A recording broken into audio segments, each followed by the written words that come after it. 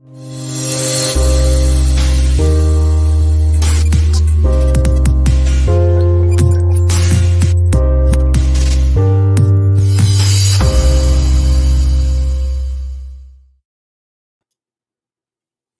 is good, everybody? It is Sunday. It's time to get back to some bagging and some boarding and just hang out. Lazy Sunday. Maybe we get into a little gossip, little comic gossip, see what's going on. Seems like it was a big weekend. Just threw the StreamYard link in the chat. So if you're interested in hanging out live, hit that link. Let's hang out. Like I said, we got some bags, we got some boards, a bunch of comic books, got some chill vibes going. We got some cool lights going. What's there not to be happy about, right? Oh, hey, what's up? We got some people hanging out in the chat. We'll scroll down the chat here real quick. We had Paul Dunn hanging out nice and early. What is good? Because I know the Herminio Reyes Jr. was in here like 5 hours ago and said, what is good? Unfortunately, it pulls that off if it's too early. We got JP Budget Collecting. Hey, what's up, man? Tune into JP's channel every week for some awesome look back content, some awesome look back content on Hot 10 lists and his weekend hangouts. Check out JP's Budget Collecting. I know you'll like it. I know you'll be there to stay. Speaking of excellent content on the weekends, dude, John's Comics with Kids. Good to see you, man. How you been? How you feeling? Don Davis is in the house. What is good, man? Happy to see all you here. Oh, we got a few more people coming in. William Smallwood, thanks for being here. How are you? Remy Q Studios, what's up, man? Scroll back a little bit. That link to join is in the live chat there. Discovery Bay, what's up? Oh, yeah. We're hanging, man. Oh, yep. It might be time to trim that beard. We're hanging out here. Like I said, that link is in the chat. If you want to join the StreamYard live and hang out like we did last weekend, it'll be a good time. Zuni, what's up, man? Good to see you. Thanks for being here. Vincent McLean, the Comic Machine. If you ain't got nothing going on, Vincent, hop on, man. We had a good time hanging out yesterday. Absolutely. If nobody's going to hop on, y'all are going to watch me sit here and bag and board comic books while I ramble on for, I don't know, however long we feel like going today. Rod the Rican, I believe, goes live at 4 or 4:30. So that's where I'll be next, hanging out, watching that. Hope everybody's having a great Sunday. And I'm going to get right into it. Ooh, got some Spitfire action going on here.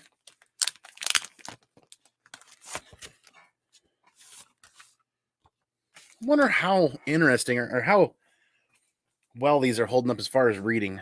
This one's actually in really good shape. It's probably a solid 8.0 for getting beaten around in that bin. White pages. Interior art definitely screams 80s. Yeah, 86. Spitfire. And the Troubleshooters.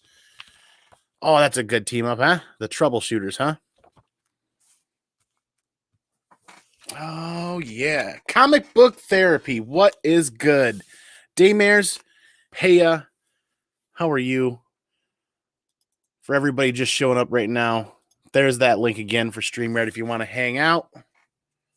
And let's gossip about comic books. It's been a big weekend for comic books. Like Something is Killing the Children, issue 16. All the exclusive store variants were dropping this weekend. And holy shit, is my wallet on fire. I tell you what, about way more comic books than I would normally. Not to mention, after last Wednesday, the giant stack of comic books I bought. It's going to be rough. Kildex, what's up?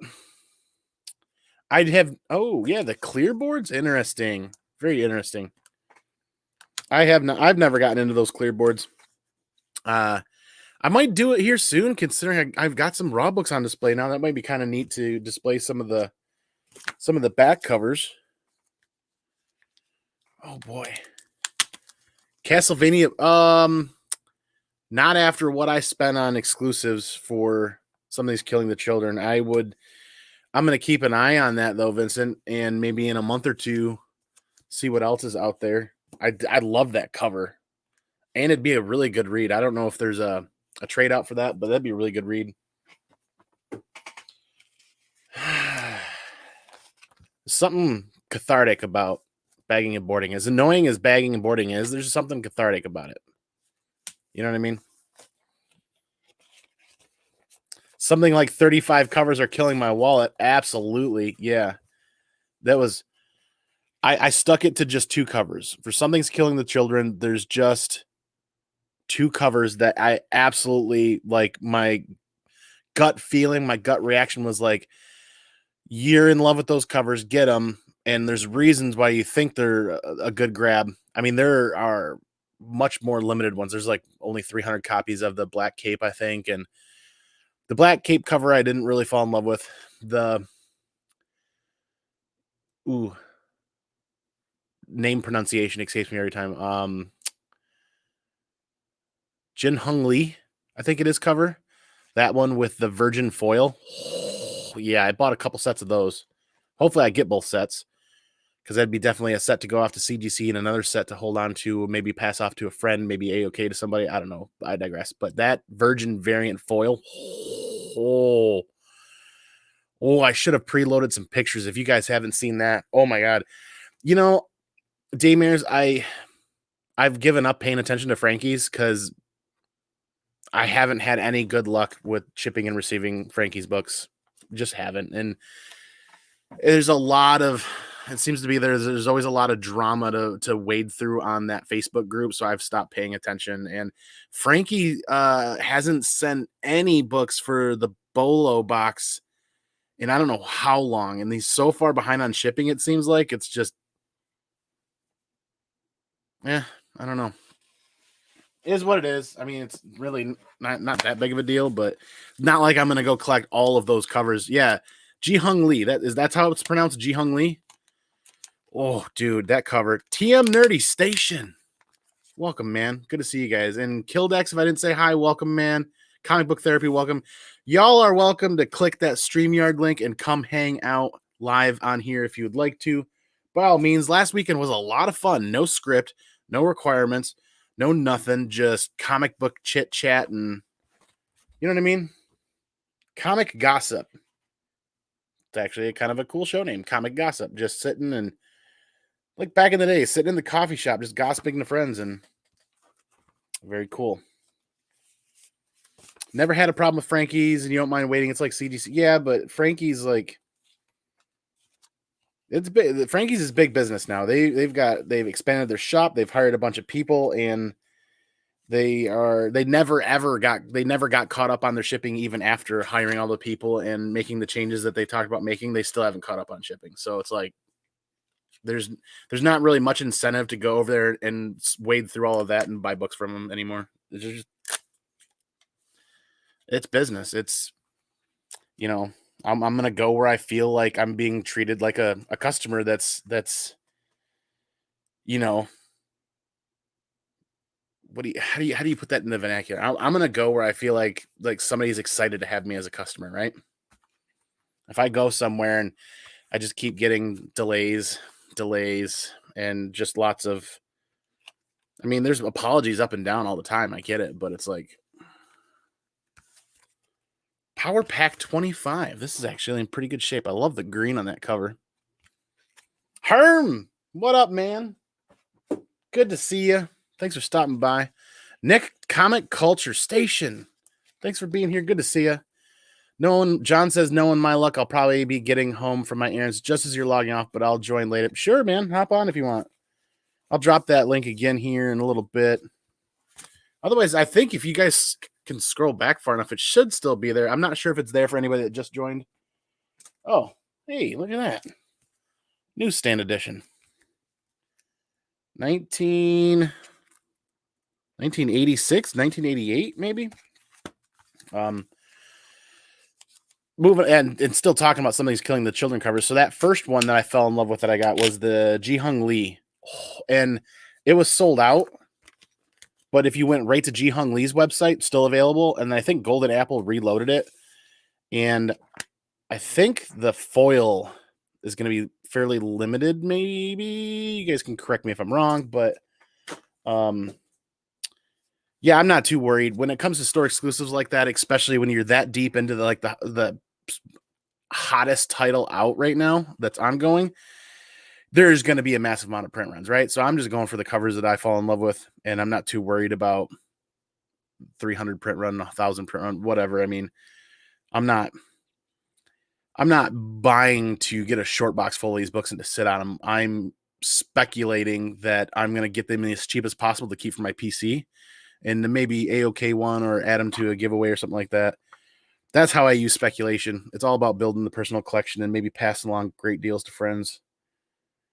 Kind of like how Drunken Mel over on It's Drunken Chat. He's always giving away a ton of awesome books that I love how he does that there too. Boy, this is actually kind of got some staining and yeah, foxing. No.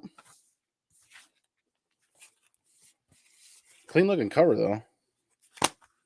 Oh, I'm going to run out of tape today too. Yeah, Golden Apple. I've gotten from Golden Apple before. The Comic Mint. I've had some really good luck from the Comic Mint. Sent 3 number 1s to CGC for the signing. Ooh. Yeah, Nick's right. That signed 9.8 Jenny Frizen number 1. Ooh, yeah. You want to talk about flexing an awesome book. So the ratio variance dropping on the 25th, 26th. When that book comes out, I don't even have a calendar in front of me. When that book drops on the 26th, the 1 in 50 is a Frizen cover as well.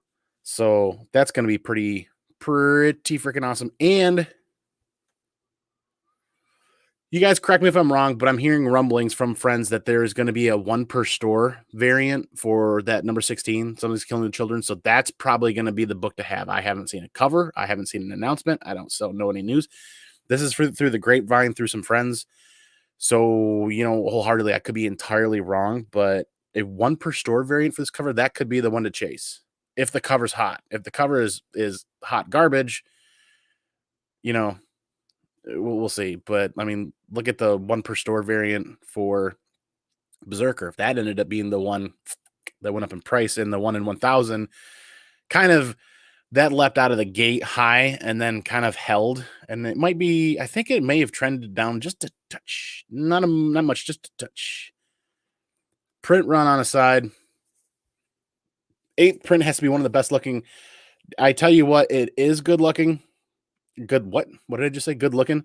I heard the print run is 75,000. Excuse me, either 7,500 copies. No, it's not 7,500. It's got to be like 75,000. There was a print run on that was high, which was awesome. Makes the book available for people, and it is a killer cover. You didn't like the black and white number 16. Oh, interesting. Are you talking the Frizen one, Davis? Are you talking that one set from? There's another black and white one, but I digress. Kate Titus. Konnichiwa, good sir from Japan. Near 900. Congratulations, man. Excellent. Good for you, sir.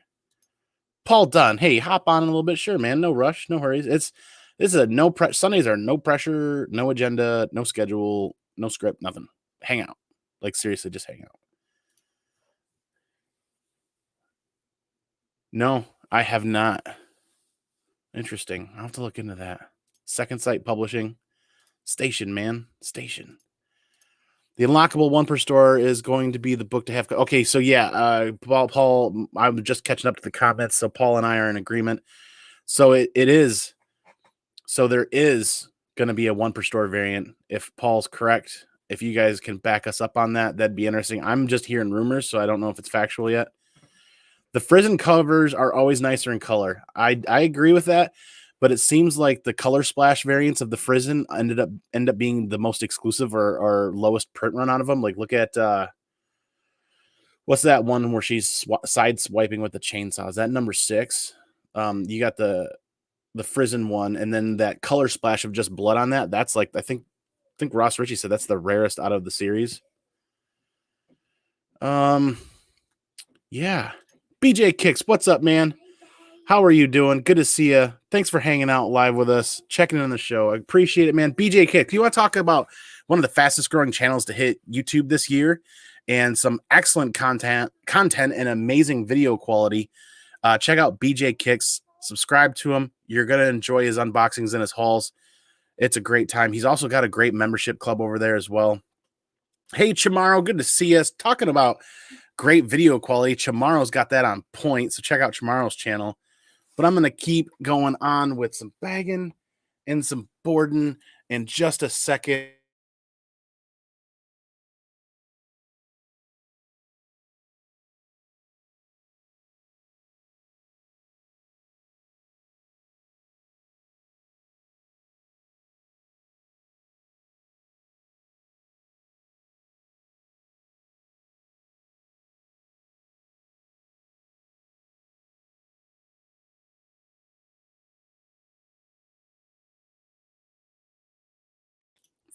Are you referring to Megan Hutchinson? That haha she has.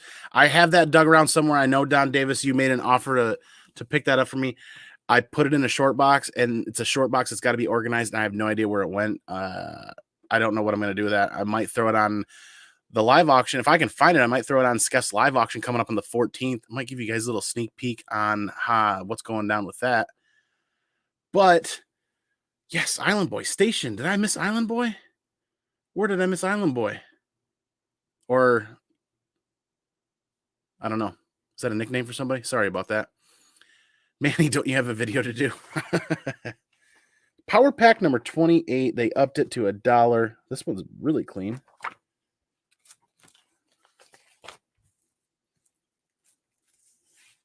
This is it. No stress. Bagging and Boardin, hanging out. Like I said, comic book cousins, rocking JB at Discovery Bay's shirt. So be sure to check out JB at Discovery Bay. If he's still in the chat, what is up, JB? Where are you? I know you've been busy. It's good to see you. Where did that comment go? Absolutely. Real nice looking t-shirt. Absolutely. Thank you, JB. It's a good fit and it's a good cut. I appreciate it. Oh, I'm totally missed the lurker extraordinaire, Perry Comics. Hope you're still here hanging out, man. Peeping Perry's people in the... I'll get something one of these days for you, man. Oh, boy. Yeah, that chat jumped on me a while ago, and I got a little distracted. Hey, Big Lion Cat, what's up, man? We're just hanging out. There's a few new people hopping in there, so there's a StreamYard link. Feel free if anybody wants to hang out, because we are just bagging and boarding, and that's about it. Hanging out. Some comic gossip. We were just talking about Something's Killing the Children, that Ji-Hung Lee is to die for. I've gotten side railed twice now. Okay, so that's the first one I picked up. I was able to order 2 sets right from the Ji-Hung Lee website, and I cannot wait to see that foil Virgin variant in person. I cannot. That thing's gonna be stunning. Absolutely stunning. I know it is. And then after that, I will welcome Big Lion Cat. What's going on, man? What's up, man? Thank you for the invite, man. How you doing? Good. Welcome to the Comic Dojo, the Sunday no agenda hangout. I'm just bagging and boarding, bro. Well, I'm happy to be there, and I'm happy calling hey from Cat's Lair right here. So what's up? Good to see. How you been doing, man? Doing good, man. I just did a video a few minutes ago. I did a little unboxing there. Some books that came in and stuff. You know, hanging in there, trying to do videos when I can. You know, so super busy. You know, nonstop. Trying to catch everybody's show. It's just you know, insane. It is going out, but you know, my wife is doing something now, so I'm waiting for her to come back to tell me when she's ready to go. So I figured I'd just hop on and say hello to everybody. Absolutely. Very cool. Thanks, man. Yeah, I haven't seen you in a hot minute. How's the auction scene going for you? Well, again, you know, the auction things, you know, like once a month, you know, but you know, I'm a comic collector first, you know what I'm saying? Yep. So most of my videos is unboxings, what I picked up, CGC, stuff like that, you know, Comic Cons, and you know, and that's, you know, pretty much if you haven't seen it, there's been tons of books flying through here and going out. It's insane. As you can see, a big pile here. Forget it. This Cat's Lair is a mess.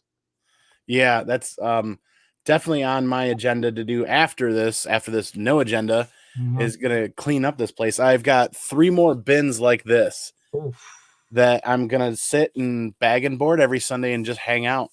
You know what I mean? I have to buy more supplies. I got a comic bins for comic books, but I ran out of graded ones, so I gotta just ordered some of those to come in. It's insane. Just remember I got like over 600 slabs in his room. So yeah, so it's crazy.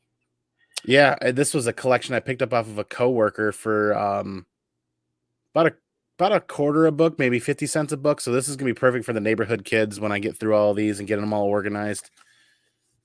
All right. Yeah, I just subbed up Big Hearn Collectibles out in the chat there. So I just subbed him up. So thumbs up there, man. Support the community is what I say.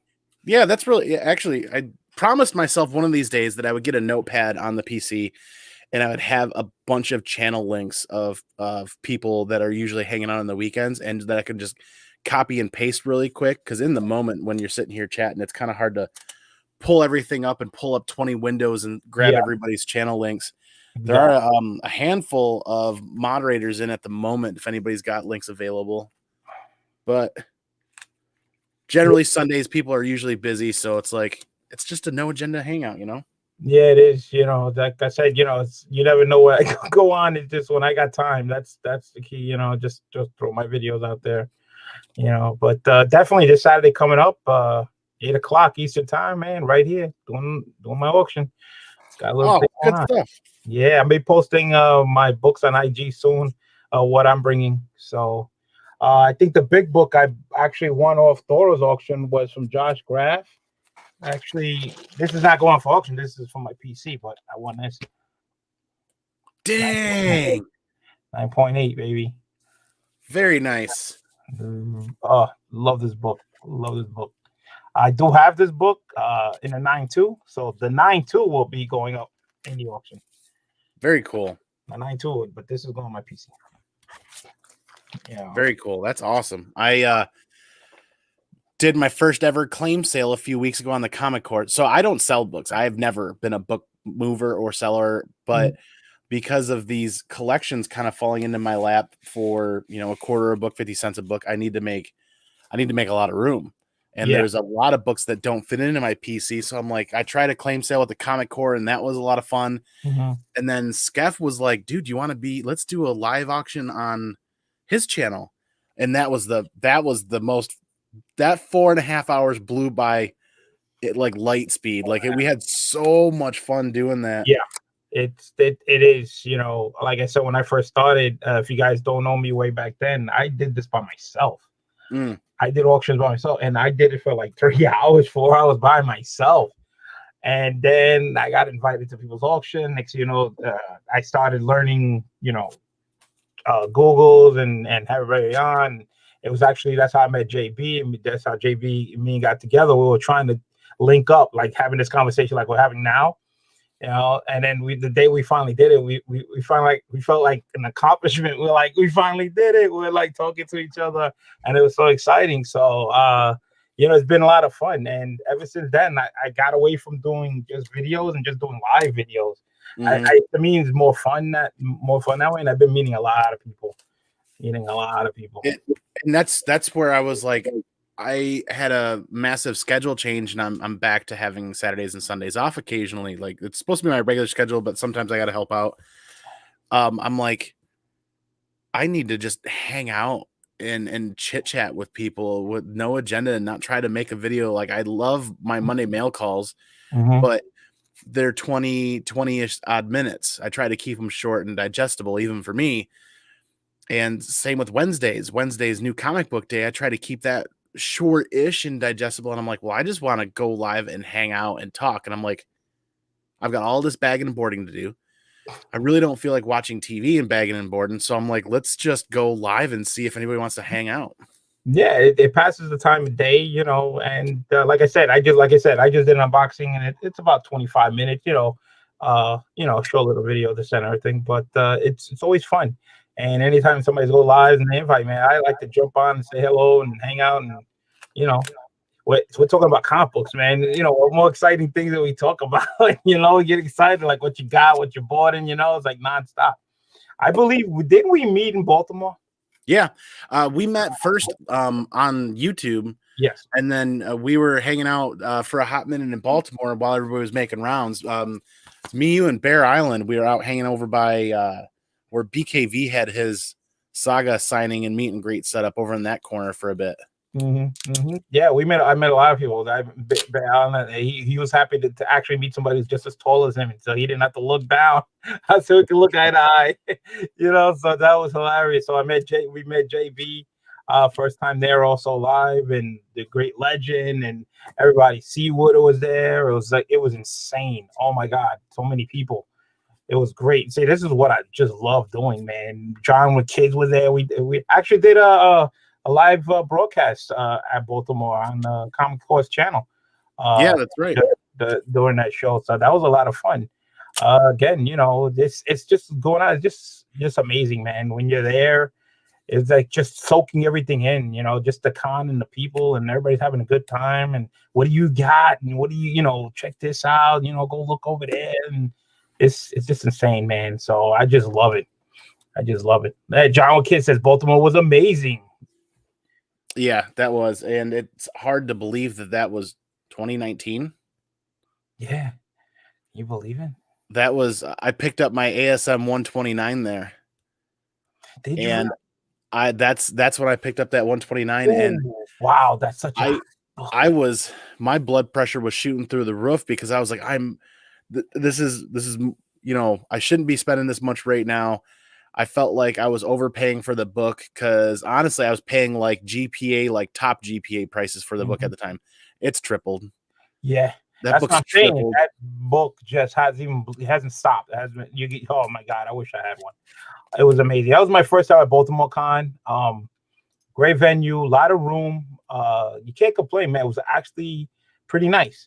I was there the whole 3 days. It was a beautiful day outside, and you can't complain. It was great. I can't say nothing wrong about it, man. I would say I recommend going if you haven't gone to Baltimore, definitely.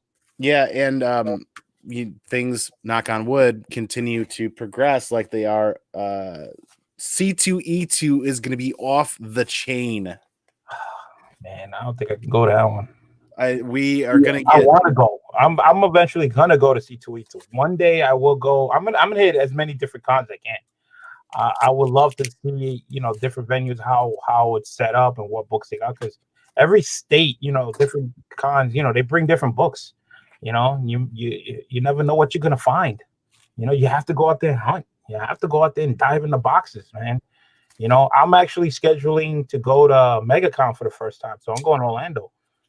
Nice. So that's gonna be my first time going to MegaCon, so that's gonna be exciting. Nemesis is not wrong there. It's gonna be freezing in Chicago in December. Yeah, he is right. There's so many people that can't wait for C2E2, and I'm on that. But like Nick's got a great point. Huntsville Con was fun a few weeks ago. I heard about that one. Smaller get-togethers and smaller conventions that are happening safely, and it sounds like people are having a really good time, and everybody's getting right back in that mood. There's a lot of cons, I hear good things about C2E2. I definitely want to do that one time. Eventually, I will do it. Terrific Con in Connecticut. I hear that's good. Heroes Con in North Carolina has another one. So I'm already going to MegaCon, and that Huntsville look decent too. Maybe one day I'll hit that up. There's so many cons. It's incredible, but it's not just the books. It's just meeting everybody. Oh yeah, last Sunday when we had a number of people on here, we were talking about like, let's just take over one of the halls and all hang out in one of the halls. Like not even rent it, just pick the lock, open the door, and have everybody flood in and just hang out. Yeah, man. Oh my goodness. I believe the 22nd of this month, a Saturday, they are doing a comic swap. 3 Men in the Basement doing a comic swap in Connecticut. Oh, cool. It's a day event, so definitely I'm gonna go hit that. Big Herm says we have a lot of people in our community in Orlando BLC. Yes, I know there's a lot of people, man. Rod the Rican and everybody down there, man. Halea. Oh my God, this it's like so many to even say how many people in Florida, man. I really gonna meet everybody. I'm gonna hopefully take a picture with everybody, because that's what I did with Baltimore. To me, that's just the fun of it. When I went to New York Comic Con for the first time, believe it or not, I'm from New York, and I went only once in 2019, and for a day, I met Comic NYC there and everything, and it's just amazing. meeting everybody and see what they got. It was just exciting. I just can't complain. But that was insane. New York Comic Con was the most craziest thing I ever went to. The people, the crowd. It was just. I went on a Saturday. I was like, oh my god. Yeah, I learned a very valuable lesson in Baltimore. You talk about crazy, man. I burnt myself out fast. So I learned a valuable lesson. I ran around that place for the first like 4 hours, trying to take it all in, knowing that I was going to be busy doing other things and trying to find all those ASM 129s that were on the floor that day. And then when we went to C2E2, I learned the flip side of that coin. Trying to do a convention in that size in one day is impossible. Yes.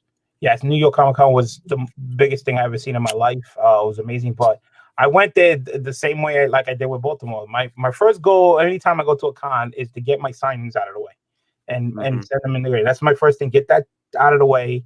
I did that at Baltimore. Did that at New York Comic Con. I do my signings. Get my books out of the way. Then I go out hunting. Then I go looking for stuff, which is kind of hard because all the exclusive stuff at these cons will probably be gone. That's the first thing a lot of these people do. They go for the exclusives, and then the time you finish doing what you're doing, try to get some of the exclusive stuff. You're out of luck. So it depends what your goals are. What are you there for? I mean, it's tough. You still have a great time, but that's usually how I do it. I try to get my signed book, get it out of the way, and then go enjoy the con. Look around. They're still gonna find something. You always do. You never leave it empty-handed. I think the next convention I go to is going to be, I'm still probably not going to go after exclusive very much, but I'm going to make sure that I'm hitting up those artists and actually getting that art flip book started that I wanted to for so long. So that's why I'm thinking we're going to do all 3 days at C2E2.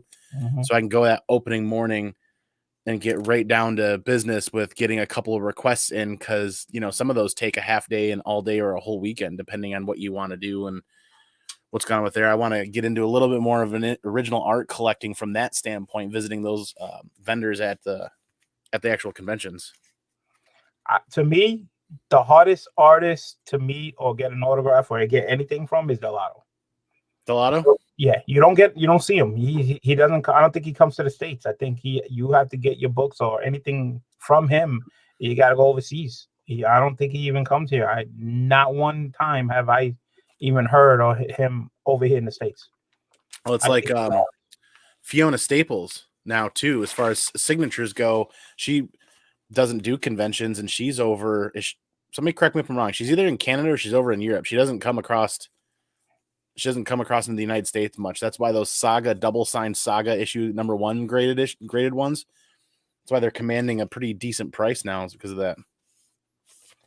Nick Comic Culture says there's a small Sarasota one at end of the month, so I might hit that up when I'm down there. All right, yeah.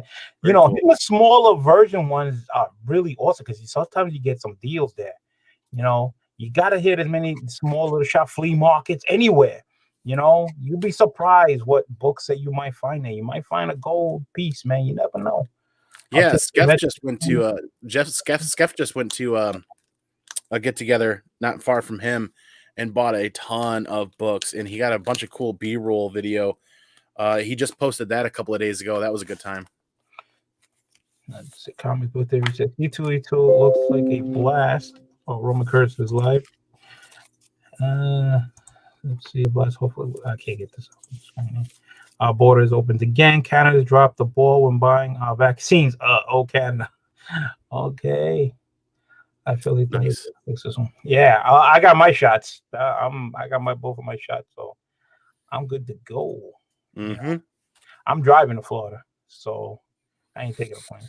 Yeah, you're not too far from there, right? Like, 6 hours? No, I'm up north, man. To get to Florida, it's about like 16 hours. 16? Oh, I thought you were a little bit further south. My bad. I'm up north. I'm northeast corner, man. I'm put it this way. I'm closer to Canada than anything else. From here where I'm at in PA to go to Canada is right there. It's hot, skip, and jump. Very nice. So hopefully, yeah, I need to get a hotel booked for C2E2 if we're going to do that. And I think we're going to take an extended vacation and do a full 3 nights, full 3 days, and just get away. Nice, because MegaCon is 4 days. I think it's Thursday, Friday, Saturday, Sunday, so it's 4. So I'll be there all 4 days. I got the nice for 4 days. I got my room for 4 days. I booked everything already early. just to get it going. But I'm already like after that in August, that's the weekend. The next following weekend after that, there's that guy. If you didn't see 3 Men in the Basement, they just did that Little Giants comic show up in New Hampshire.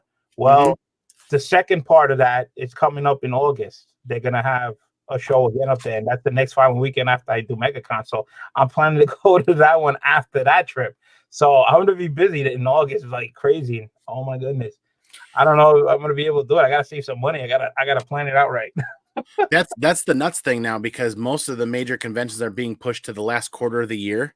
So it's like how pretty much the majority of the community plans their convention schedule around their yearly earnings, and they budget everything, right? So a convention a quarter or a convention every other month. Some people, depending on their budgets, change that. Well, if you cram all of the major conventions in the last quarter of the year, people are going to have to make concessions. They're only going to be able to go to so many of these conventions in a 4 to 8 week window.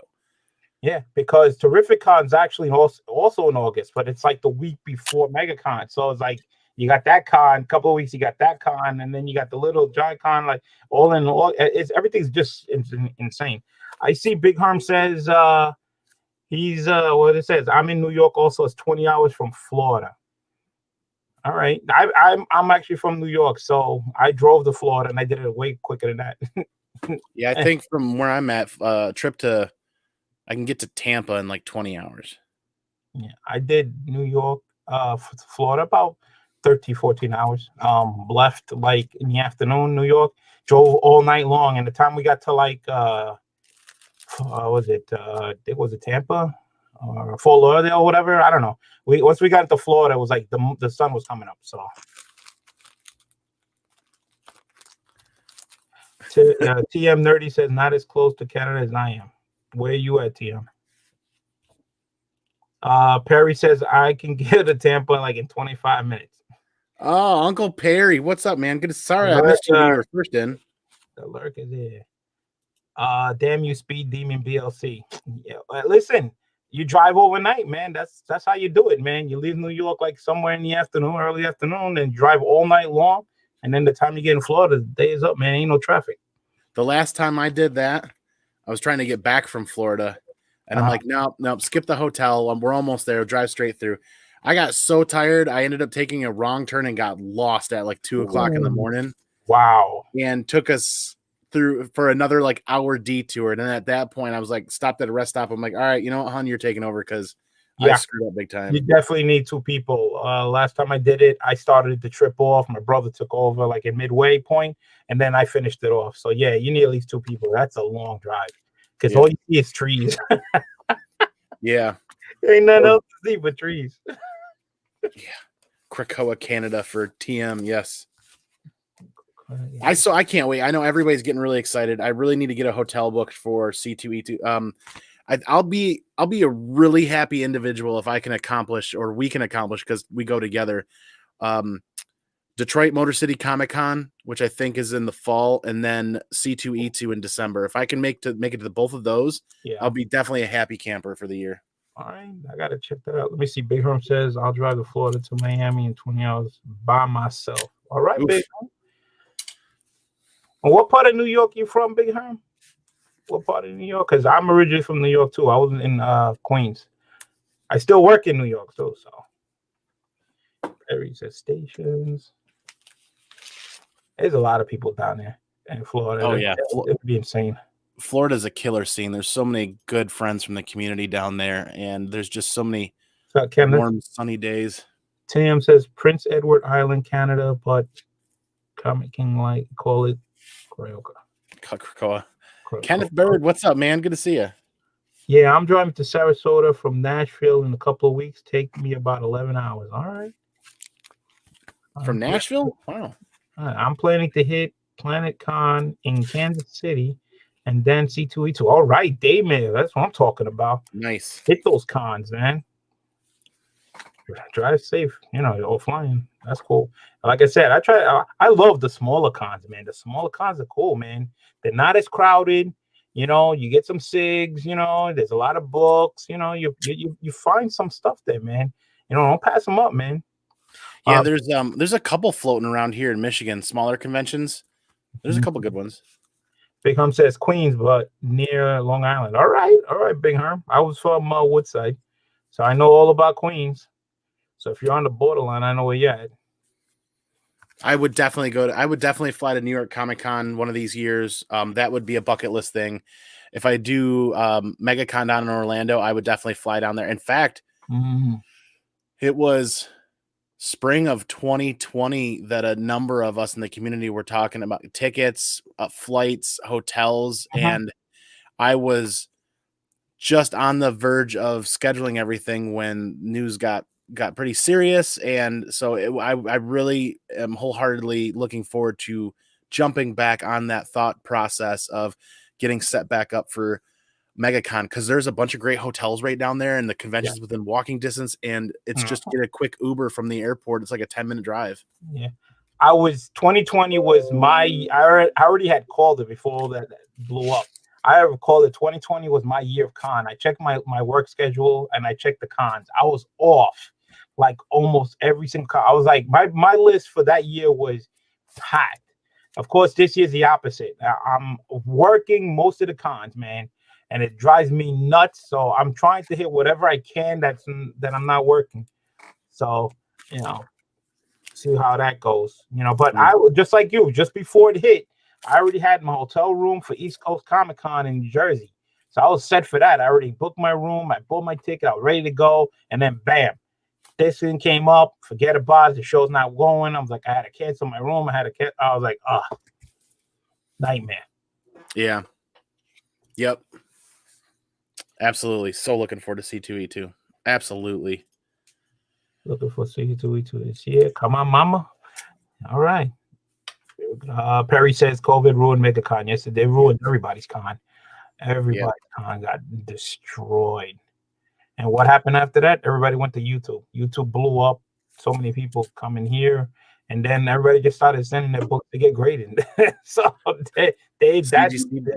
everybody YouTube blew up and CGC blew up. Well, CGC made a major turn to protect their business and protect themselves and keep them busy by setting up all these private signing events. And I am gonna go now. I'm not gonna go out on a limb. I'm gonna stand here on the ledge and basically say it blew up in their face in a good way. They got busier than they anticipated. They got more business than they thought they were gonna, and this private signing events thing worked out for them. So much so that they got so busy that I got gun shy about sending. I haven't sent in a CGC order in almost a year. My last unboxing was back in August, I think. And it's just because of the simple fact that they're so slammed and so busy. It's like, I feel like, man, am I even going to be, people are talking about a 4-week wait for stuff to even get open and get received. Yep. I definitely say it blew up in their face business wise. They got overwhelmed with everything, and then they didn't have the full staff that they were using, and because of COVID, they had to be fall apart and wearing the mask and everything. But then with all the orders that came, they were already busy in the beginning with. This just made it even 10 times worse. And lately, if you haven't seen my unboxings for CGC, a lot of them been coming back, been coming cracked. I've been sending them back. This is just in a short period of time. I think my last 3 orders I had issues. Oh, wow. A couple of books came in cracked. The first one, the second one, the book was in the bottom. It wasn't sitting in the well, so I had to send that back. And then I got another order. More books came cracked. So, I mean, I called up. They're real apologetic. That's not an issue. They're like, send it back. We'll prepaid, pay for it, and that's not a problem. Just send everything. But it's just I could just tell they're overwhelmed, and I could know that the other company too. They have to be busy too. Yeah, it's just insane. So that being said, I am finally sending books. I finally got off my keister. There's a couple of cleaners and pressers that I was able to get on their list, so I'm waiting for my spot to come up. And then I've my Star Wars 42s, my first appearance of Boba Fett's. Those are all at Jimmy, the Geek Aficionado. They're at his place getting ready to hit. They're in his lineup for his CPR process, because hopefully they're really good candidates for the crack repress or clean and press and resubmit because that that 9.6 has a shot at a 9.8. Not only because of the books coming in damage and this and the grading system. I guess they got new graders now. If you didn't see that, they hired people. And I got a couple of books that do not make no sense on the grade I got. Okay, makes no sense whatsoever. The books that I got should not get graded what they got. Were they moderns? Yeah, they were moderns, and I believe I got one right here. All right, this is a modern book. This should not be this grade. All right. Okay. There's nothing really wrong with this book. They said there was like maybe a little bend one place, but that was it. That's all the grading notes said. So how is this possible on 9.2? Yeah, I don't know. This should be like at least a 9.4, 9.6 at least. You know what I'm saying? Ain't nothing wrong with it. There's no bend. There's no nothing. I looked through the whole entire book. There is nothing, absolutely nothing, and it's a 9.2. All right. What really burned me was my Amazing Spider-Man 301. All right, came back a 7.0. All it had was 3 spine ticks in the back, and then they said that there was like a little bend like in the front cover. And remember, 301's all white. Ain't no bend there. They were pressed and clean. There was no bend in there, and it came back a 7. And that's all the comments said. I was like, "Are you serious?" And when I showed the book on my video, everybody was mad. They were like, they don't understand why that's a 7. That should have been at least an 8.5. You know what I'm saying? And a 7 for those 2 little things that you're saying. I mean, I looked at the ticks, 3 little ticks in the back. Okay, you got ticks, but still, should it be a 7? I mean, it was clean and everything.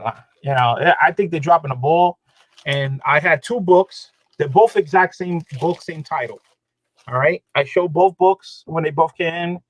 It was in the same shipment. One was 6.5 and one was an 8.5. I put the books together. If you look at it, I think they reversed it.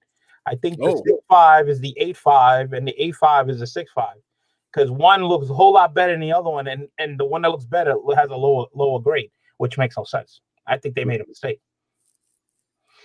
I had the weirdest free screen a couple of weeks ago. Only 13 books passed, but there was notes on one of the books that didn't pass. Most I couldn't see anything wrong. Yeah, I'm telling you, I don't understand that.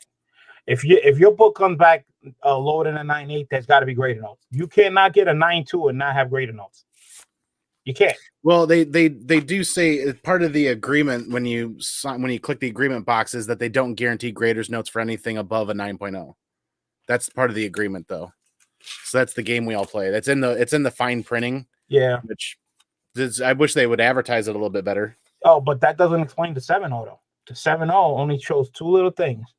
All right. And I looked at the book. All right. 3 little ticks in the back. And then they were saying there was something for. I looked at the corner, the front bottom part. It said, I looked carefully. I don't see nothing. All right. And that should not still be a 7. It should not be a 7. Yeah. It's interesting how they tally all that up.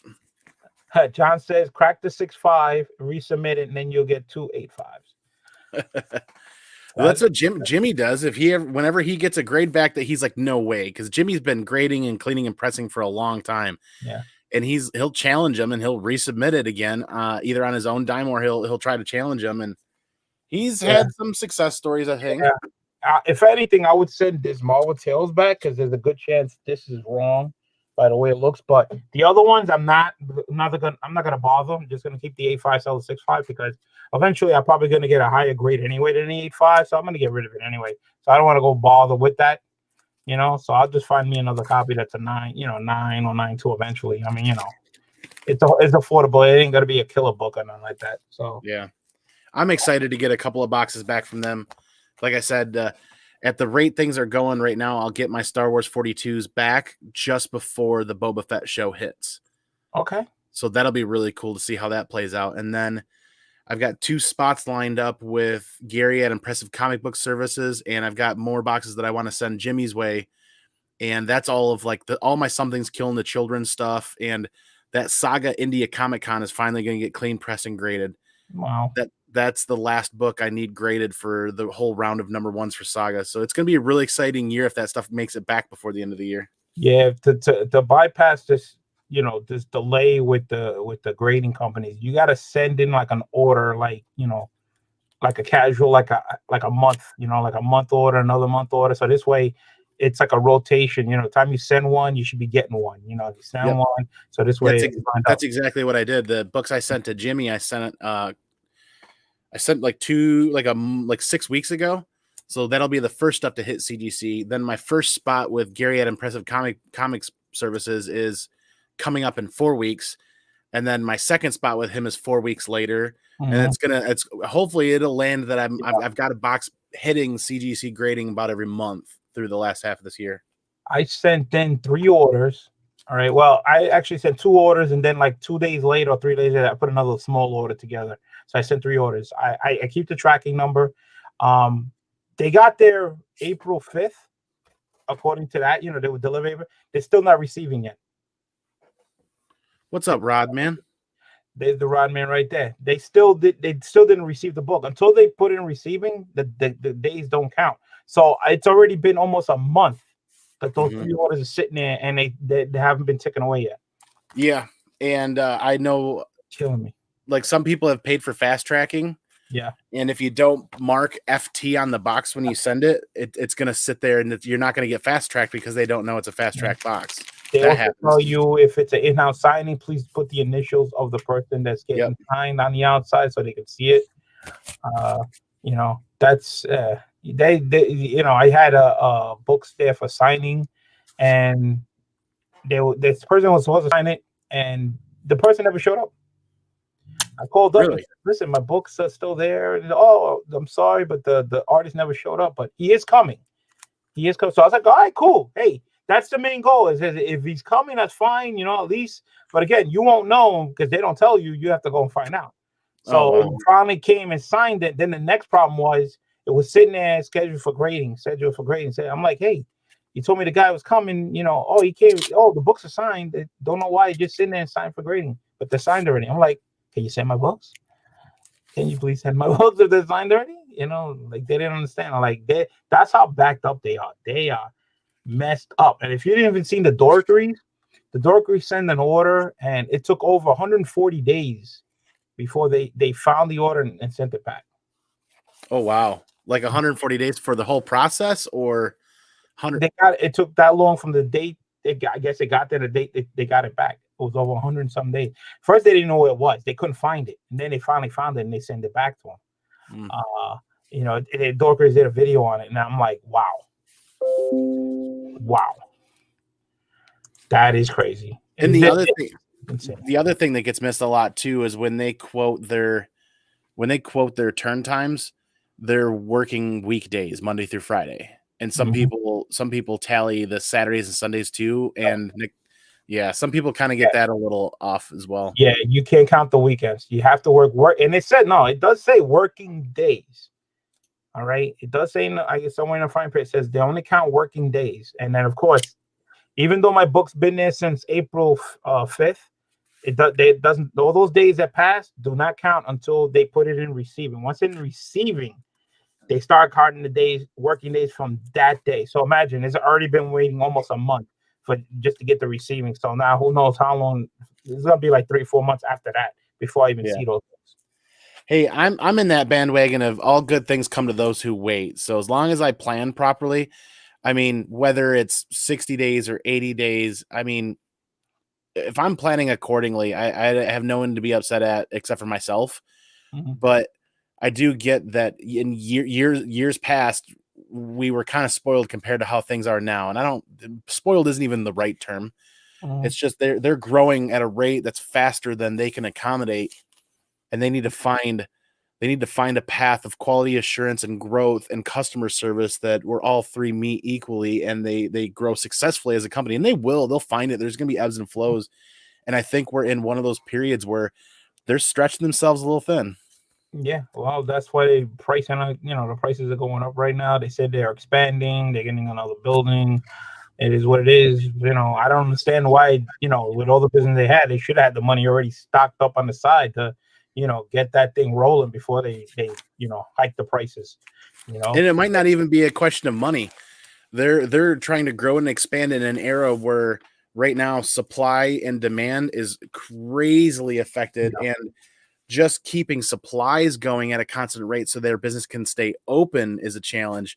Because I mean, look at how many of us can't get bags and boards and half the stuff that we were trying to get at the beginning of the year. Yeah, I'm running out of supplies like crazy here. You know, that's why I have to buy in bulk when I get an opportunity, man. I have to place an order where I gotta get like so many boards, I gotta get so many bags.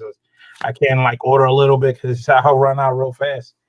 You know, Hialeah is right. I mean, at the end of the day, the influx of just standard graded books going in and the private signings combined are just a ton.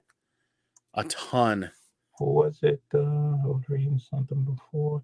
Nick, the comic culture, says he sent 2 books in for signing event and it took 6 months to get it back. Yep. Again, though, here's the thing about the signing books, guys. When you send it in, you know, the books get there, fine. But again, it's up to when the person signing the book is there. He might not be there. Okay. Like what happened to me. I sent my books in and I'm like wondering what's taking long. They tell me he's not here. He will be here. He's coming. You know, the date that they said that he was doing his signings has passed, but he is coming. So again, it's up to the person signing the book, not necessarily their fault. They're waiting for the person to sign the books. Right. You know, there's that StreamYard link again. If anybody wants to hop on, I'm sure Skeph's got a lot of great insight about his CGC experience if he wants to hang out. I know he's usually busy this time of day, but like Hialeah, I haven't seen in a while. So, homie, if you want to hop in, by all means, dude. Yeah, because my wife gave me the dirty look because she's ready to go, and I gotta go. Oh, go ahead and go, man. Yeah, don't let me hold you up. No, I know. You know me, and once I get on, I just keep on going. But, thank you guys so much, man. Everybody be safe, man. Thank you again, Comic Book Handy. So, pleasure. We got to do this again. So, everybody be safe. Baggin and Boardin. Yeah, thanks, man. See you later. Yeah. Good to see BLC. Check out Big Lion Cat's channel. Check out his monthly auctions and check out his videos and his content. Always a good time. Hit him up, sub him up, see how he's doing. And speaking of great content and hanging out, Fantastic Comics. How's it going? Thanks for being here. Appreciate you. Once again, that StreamYard link is in the chat right there. Feel free to hang out. There are so many people in this community that have great ideas, great content, and just want to talk comics.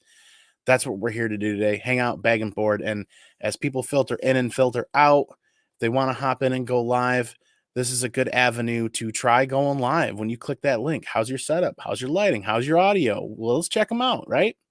Let's see how we can help you out and hang out and just chit chat about comic books, because this connective tissue that is comic books is amazing and we love it. But the most important part are all of you. Absolutely. Variety's the spice of life, and that's what we have in spades is all of us, variety. Because comic books are just paper and ink and ideas, right? They're awesome. But we're even more awesome, right? Excalibur 4. Super cool. All black cover. The janitor just sitting there. I love the word bubbles on there. Cover, you mean with huge, muscular, heroic males? That's good stuff. And it's a newsstand. It's not in bad shape. I mean, a press could probably bump this to like a 9.2, 9.4. Good corners. For some reason, I feel like this, looking at this, I feel like this was kind of like a minor key. I'll have to look that up. I don't know. For some reason, all black cover is going to be tough anyways. Yeah, just a Rican, man. Hey, absolutely. I felt like this would be really fun to sit here and hang out and just bag and board for however long. And then I know you go live with your show at 4:30. So about that time, that's where I would be heading over there to come hang out as well.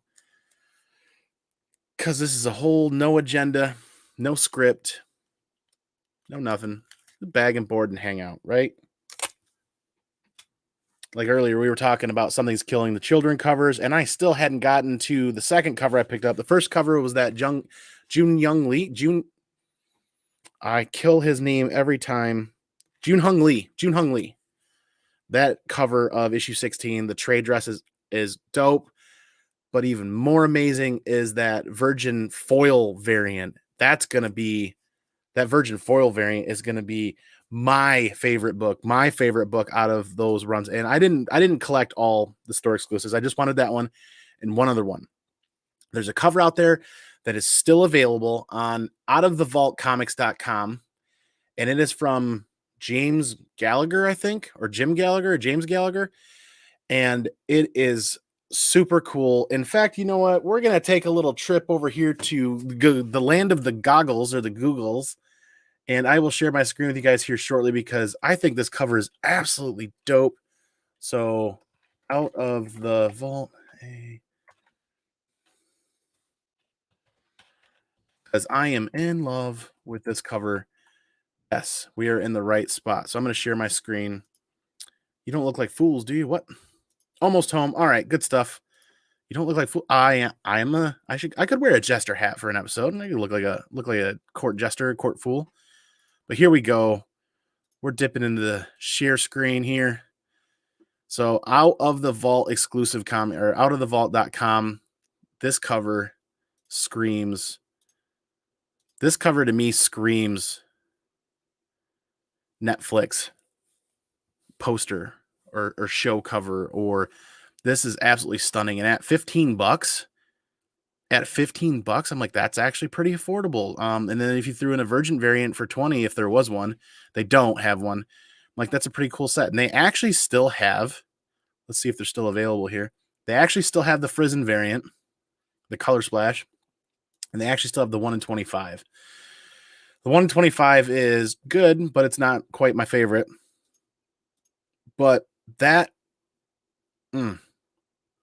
so dope with that minimal trade. Just the enormity of the situation at hand for Erica Slaughter, and that just the way that monster is dope looking in there. It looks good in the book, but this looks phenomenal in my opinion. Oh yes, I love foils. I absolutely am in love with foils. So this book is probably my favorite right now out of the covers because this just screams Netflix. It's the term I'm looking for, the term I'm trying to think of, like poster, a Netflix poster or an advertisement. I feel like that's right up the alley. You can throw the Netflix right in the middle of all that. I'm like, super cool. Speaking of super cool, we got super cool McFly here. That's the segue. Speaking of super cool, we don't have that, but we got John's here. What up, man? How's it going, brother? Dude, this is perfect for Sunday. I'm just hanging and bagging and boarding and just. I'm just moving my stuff around. I got comics everywhere. I know how you feel. And I'm looking forward to this Wednesday too, because this Wednesday you guys will be doing a show. Yeah, we got a bigger show on Wednesday for sure. Yep. And it's not the greatest comic book show ever on Wednesday, the Comic Core. This is actually the new show from Alec and John where they actually tally up their books for the month. So sorry, yeah, we're gonna be looking at the month of April and just all our favorite books. And poor Alec is struggling because he's not been able to get his books consistently. Still? Yeah, it's been hard. So I went back to my shop on Wednesday night for the third time in 2 days, and ended up buying like 8 books just for him, and then shipping them out on Thursday, like his own little mystery mail call. So hopefully those books arrived, so he has time to read them. But I was like, anything that I even halfway liked, I'm like, you just get a copy of that, He shows up Wednesday. He's like, I didn't get time to read them. He's like, I hated all these books. These are the worst books ever. Watch him. I'll watch you strangle him through the camera. That's 3 about trips right. to the LCS. That's about right. What's up? Come on, Mama. How you doing? Absolutely. We love gold. Don't make him start playing his little. Although I was watching So I Married an Axe Murderer this morning. God, that movie's funny. I haven't seen that. Mike Myers. That's on Amazon, free Amazon Prime streaming. Nice. So funny. I love his like beatnik poetry. So funny. Michael Myers, man. Michael Myers was the 90s for me. He fully between Wayne's World and Austin Powers and Saturday Night Live. I mean, obviously he was great on Saturday Night Live as well. I mean, Sprockets. Love me some Sprockets. Speaking of sprockets, I don't have any of those, but you know what we do have? We've got some coconuts. Holy coconuts. Look at that background. Are you at a haunted house? What's going on? I don't know where I'm at. It's a secret location. I'm not at the main computer, so hopefully the internet is not crapping out. I see a basketball court, it looks like. I see a I don't basketball know. court and then a haunted house. I don't know where I'm at, guys. I just don't know. Just messing around, and I figured Andy's on, man. I gotta jump on and just say thanks, man. I like the idea, just bagging and boarding, man. Right? This is where it all began with Google Hangouts, was just hanging out, and people did whatever they had on their countertop, whatever they were at, like as far as reading or collecting or organizing or bagging and boarding, and that's how it all kind of started years ago. And then let me grab one thing. I'll be right back. That'd be super fun to get back to that. Yeah, man. It's pretty neat, man. I was like, wait, what's Andy doing? I was like, yeah, I like this. I'll hang out for a few minutes, man. Yeah. And that's what's cool about it now, because the community is so massive and there's so many amazing people doing great content and great channels, is instead of trying to come up with an agenda for me, a show agenda is like, well, if I just hang out and drop the StreamYard link and people filter in and filter out, I get to hang out with everybody. Like James Watson here. What's up, man? If you feel like jumping in, there's the link. You know what I mean? Like, there's so many great people out there that you don't really get to spend a lot of time with. So these are all the books I bought last week on Wednesday, and I read all my books. So suck it, internet. I actually read my books. Good Lord. I thought you was cutting back instead of you. No, this was a bad week. Next week's super basic. Next week's like 5 books for me. It's like nothing. This week was insanity. And I went back twice and bought, extra stuff. But my shop had a sale this weekend. They actually did Free Comic Book Day, which is supposed to be that first Saturday of May. They did it, and they had books for sale. That all the new books were 50% off. So I was like, I'm gonna go and snag some indies that I loved. I'm gonna get second copies of stuff. So I got 2 more copies of Shadow Doctor #1, because that book is freaking amazing. I got almost a full set of Origins from Boom Studio, because that book's amazing. I'm missing issue. They didn't have any issue #1s, so I just went on eBay yesterday and bought one of those. So it'll be here soon enough. I got another Phantom on the Scan by Cullen Bunn, because that's freaking amazing. Yes. Great book. I had not read it before, but everybody told me Nuclear Family was great from Aftershock, so I got the first 2 issues of that. So I just got a ton of indies. Oh, and I got some Shadow Doctors for Coach Vic, because he's like, his LCS doesn't get Aftershock books or whatever. So well, I know he wanted to read it, so I was like, I got you on that. And then they had trade paperbacks for 20 to 50% off. And I got a ton of Grant Morrison's Batman and Robin. So this is the storyline where Dick Grayson becomes Batman, and he's teaching Damian how to be Robin. You was talking about that on your show yesterday.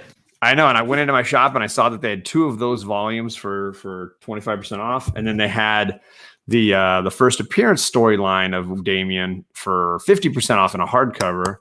So this is Batman and Son, when Batman first realizes he has a son and takes him in.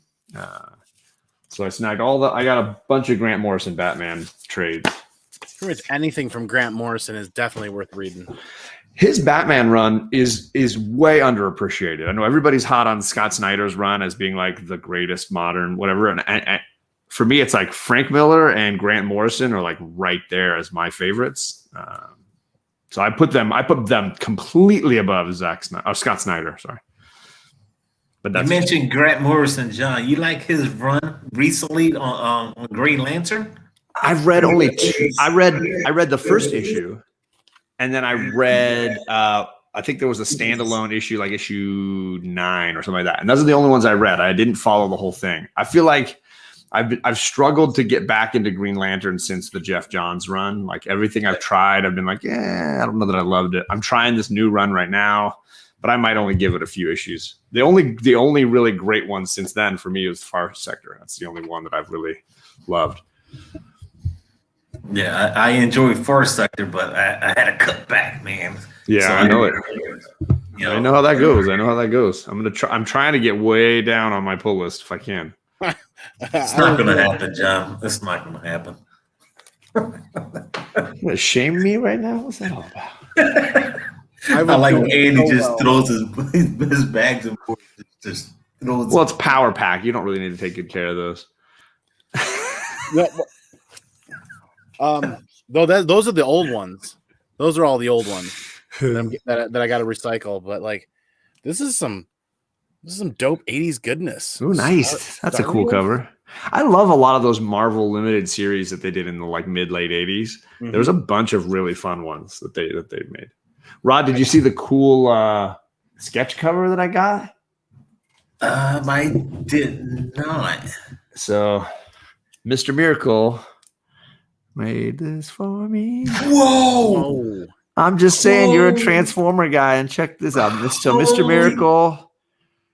He's got like 2,000 subscribers here on YouTube. Awesome community member, and he is a talented artist. So he made this.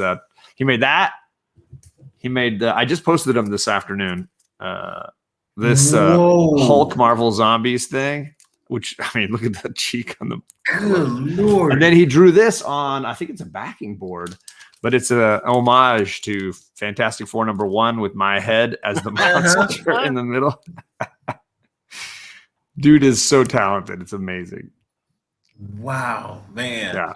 Yeah. So he drew all these, but that's the one I knew that you would be like, oh my God. Holy coconuts. Man.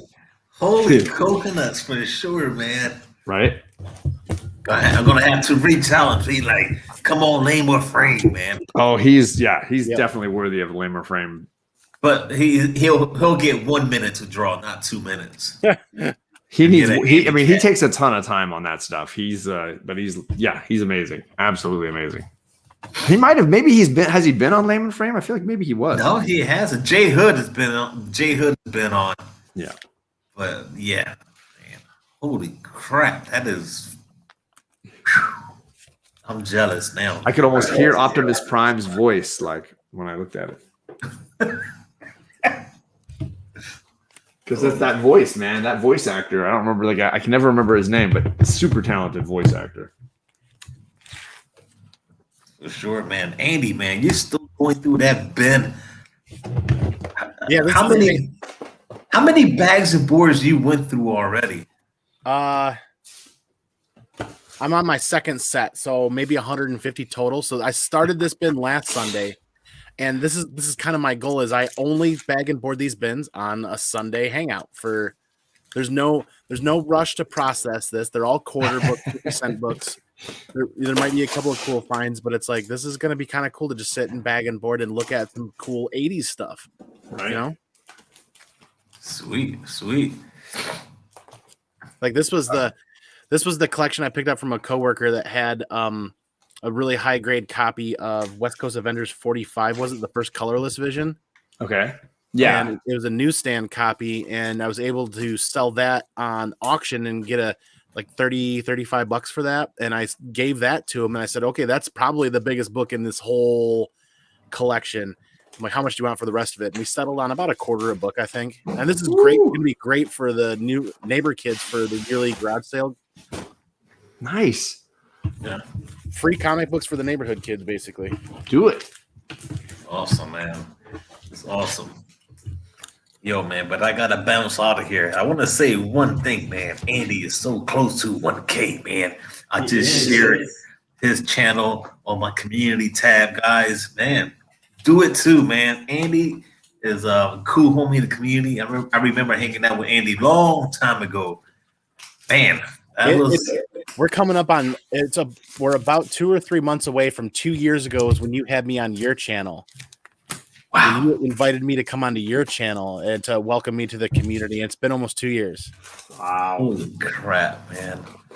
Yeah, it's weird how things happen. I hang out with you, but I never brought in this guy, John Comics with Kids. He didn't need to come on the show, man. Everyone knew John. Well, John never reached out and said, I want to hang out on your Sunday show, but I don't know what you're talking. You're talking. I know, man. Talking trash on me right now. I'm messing with John, man. That's how we do it, man. Yes. I love it. Before you go, man, I love your new coast to coast thumbnail that you dropped yesterday. Oh, thank you, man. Thank you. I was just like coast to coast. I'm like, that's pretty dope.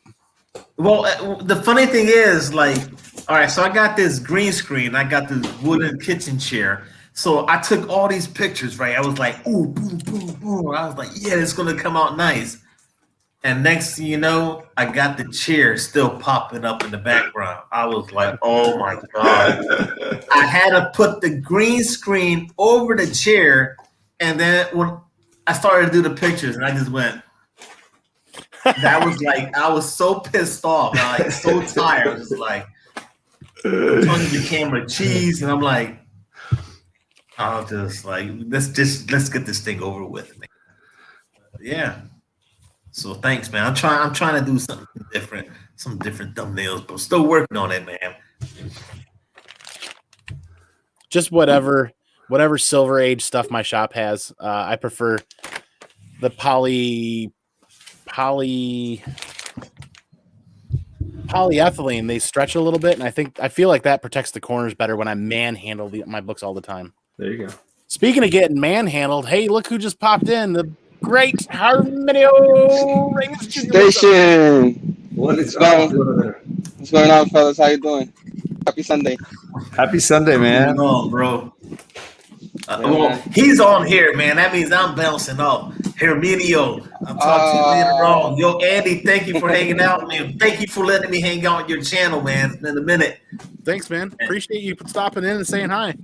Yeah, man. For sure. I'm sorry I scared you away. You're more good looking than me, so that's why I'm bouncing out of here, man. I leave all you fine, sexy gentlemen right there that got some hair. I don't, so I'm out of here, man. Andy's got some hair in his face, man. So, Oh my God, it's hilarious. all right, guys, I'll talk to you guys Take it later easy, on. Be man. safe, and as always, stay classy, comic book community. Nice. I love it. What's up, Herm? What's going on, guys? I'm here. I just got home. I was out and about, chores and stuff. You know how that is. So, Oh yeah. I saw Definitely. I saw VLC pop on earlier. I was like, oh, I'm missing out. Home,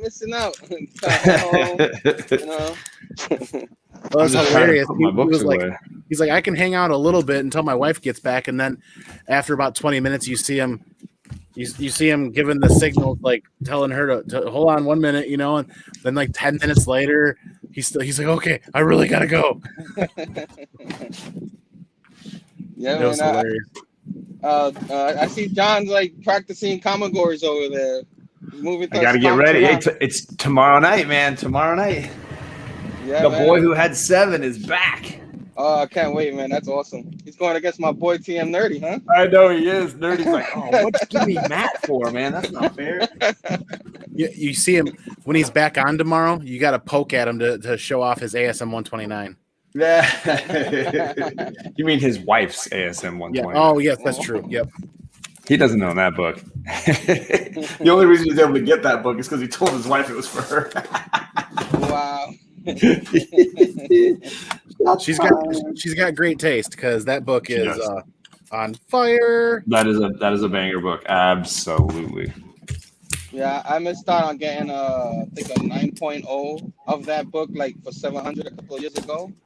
Uh-huh. Yeah, I thought that was pretty good for a 9.0. Now it's probably going for a lot more.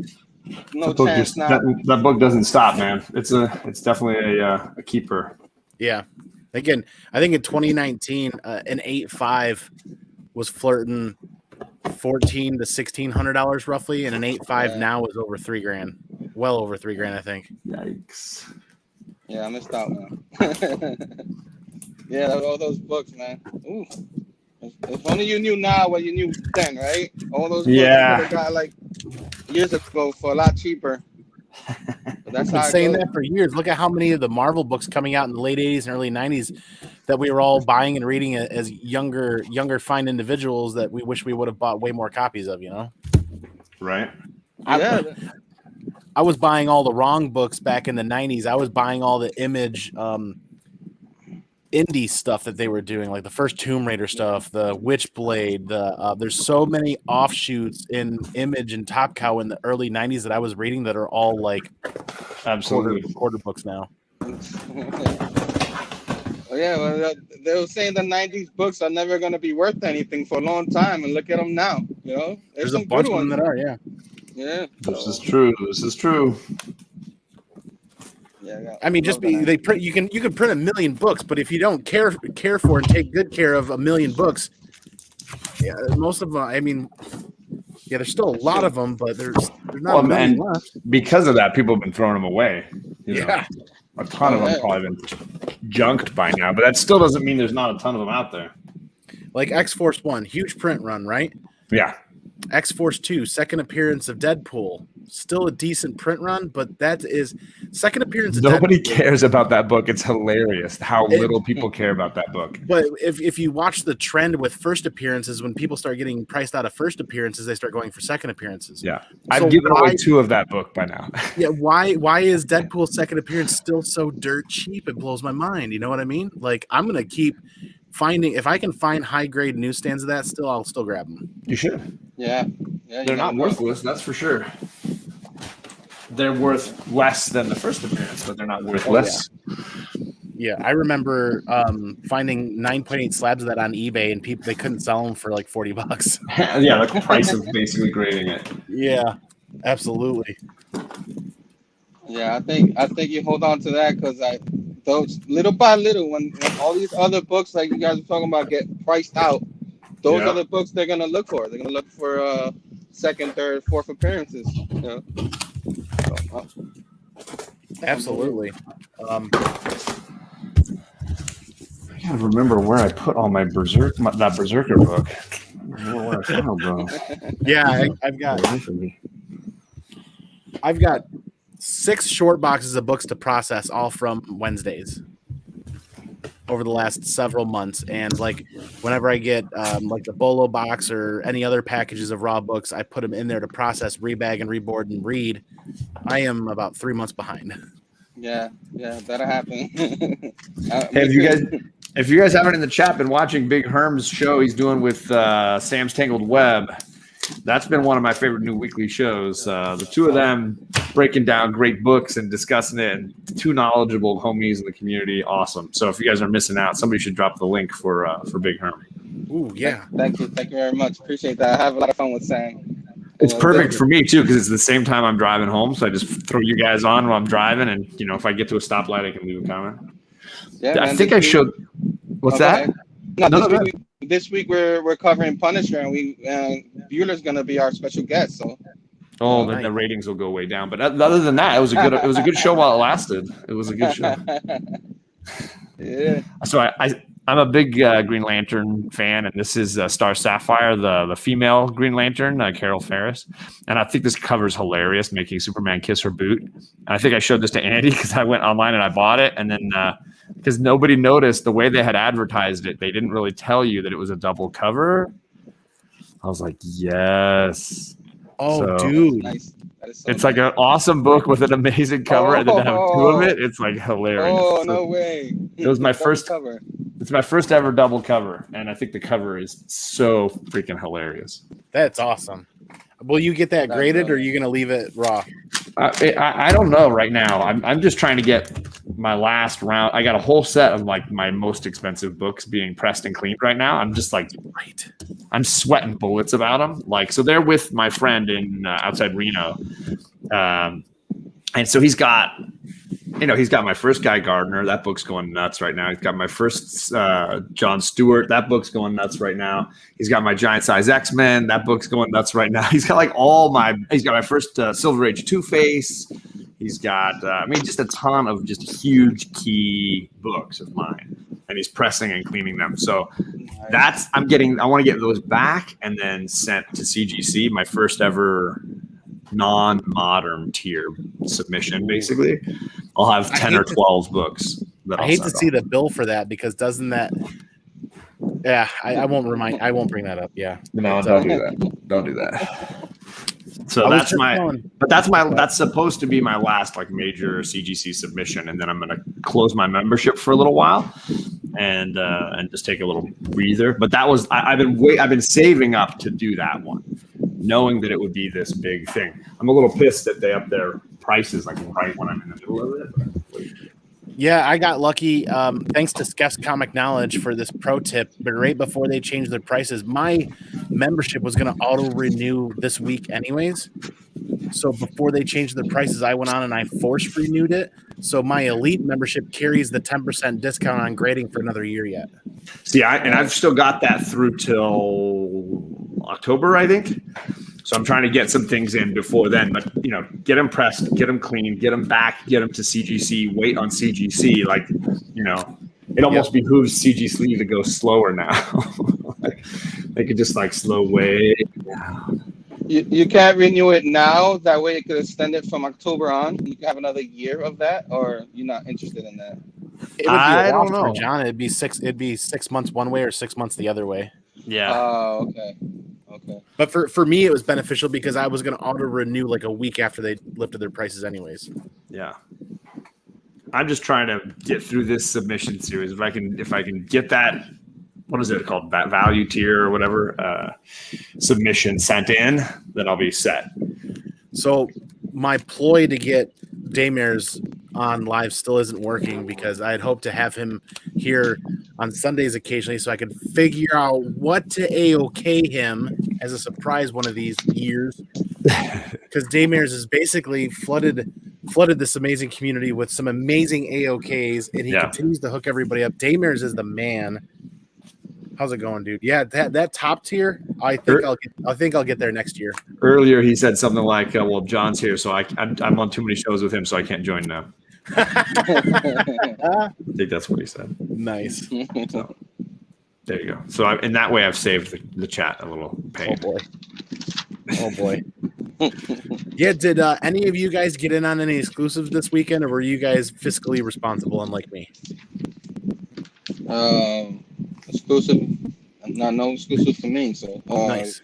I've always been a good boy when it comes to buying online exclusives. Like, I just steer clear, and there's two reasons. Number one, I want to read my book the day it drops. I don't want to wait another 3-4 weeks or buy a second copy so that I can read it. Like, I'm not that guy. Number two, I just don't like paying the exorbitant prices for variants. Like, I'm not that guy either. I want to pay. If my LCS gets a really great 1 in 10 or 1 in 25, and I really love that book, maybe I'll go for that and support my shop. But I don't want to support the online machine if I can avoid it. I'm usually pretty decent. I think the last time I fell head over heels was that Venom run with Codex, or Venom 25, 26, 27, 28. Where he's in the future. And yep, because Frankie's Comics did the null variant with him with the glove. Yep.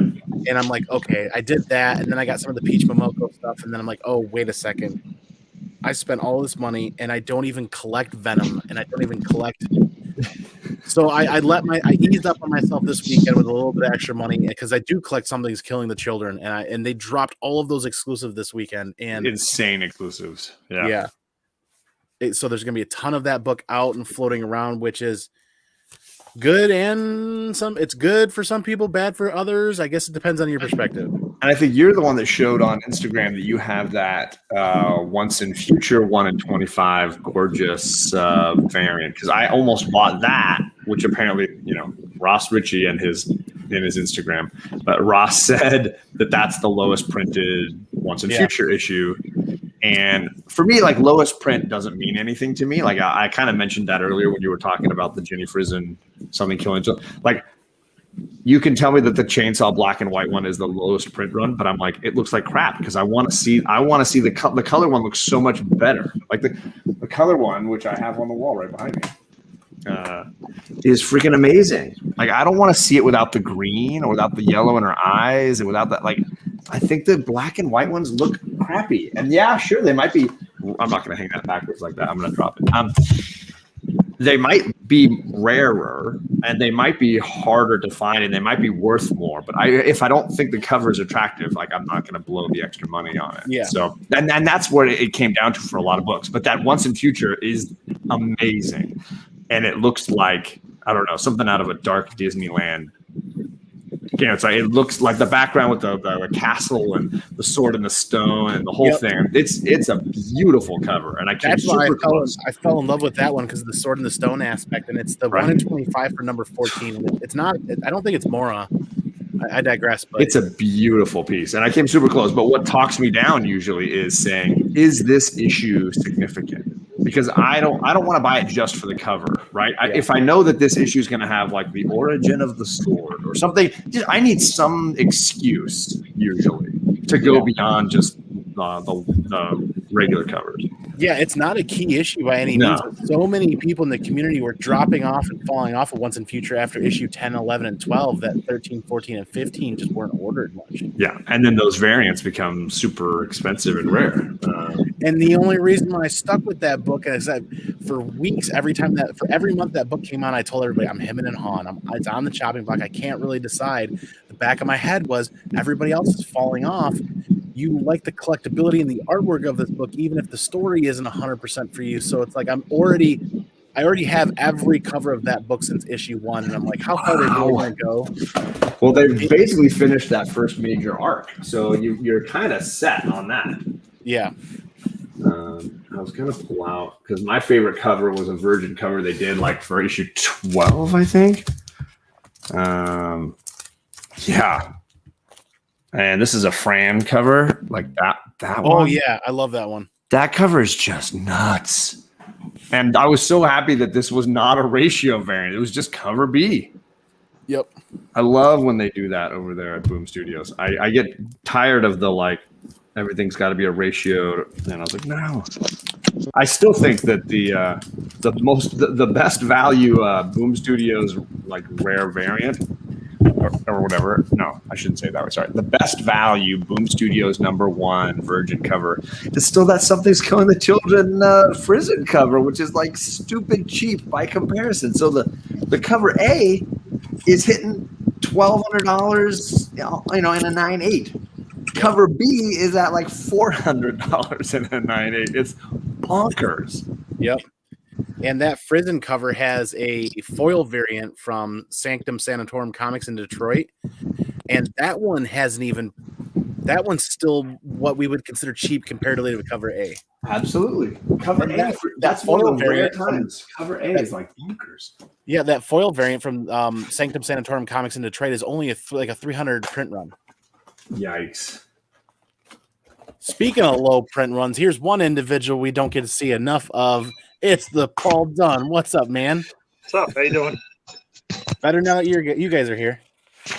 Let's see. This is the longest you've done one of these. The last one was only like an hour, and you're plowing to hour and a half now. Yeah, I think usually people start going live heavy on Sundays like 3:30 to 4 o'clock, and I figured that's when I'll probably drop off and start cooking dinner and watching shows on the TV. Oh crap! Yeah, JP's probably going live right now. His little yeah, look, he's got 60 people in there. Holy cow! Cash or trash. Ooh, I love that show. Dude, he had like almost 100 people in there one day for that Cash or Trash. That's a good show. It's a really clever idea, and it's funny. It birthed out of laziness for him. I was talking to him about it. I'm like, I said I know exactly why you do this show, and I'm like, it's because your look back show that you edit takes a ton of research to do, and you've got to go back and find all the monetary information on those books from 6 months ago. He's like, yeah, so I started doing it as a live show, just me researching it, writing down the information. Now, 6 months later, he can just go back to that show, and he's got all the financial information right there for every book he wants to talk about. So he's basically turned the research for his Saturday show into a Sunday show. That's a good idea. That's the way to do it. It's like a second show. You know, whatever, do it. Paul, what you got going on, man? You want to say hi? You're the mini human.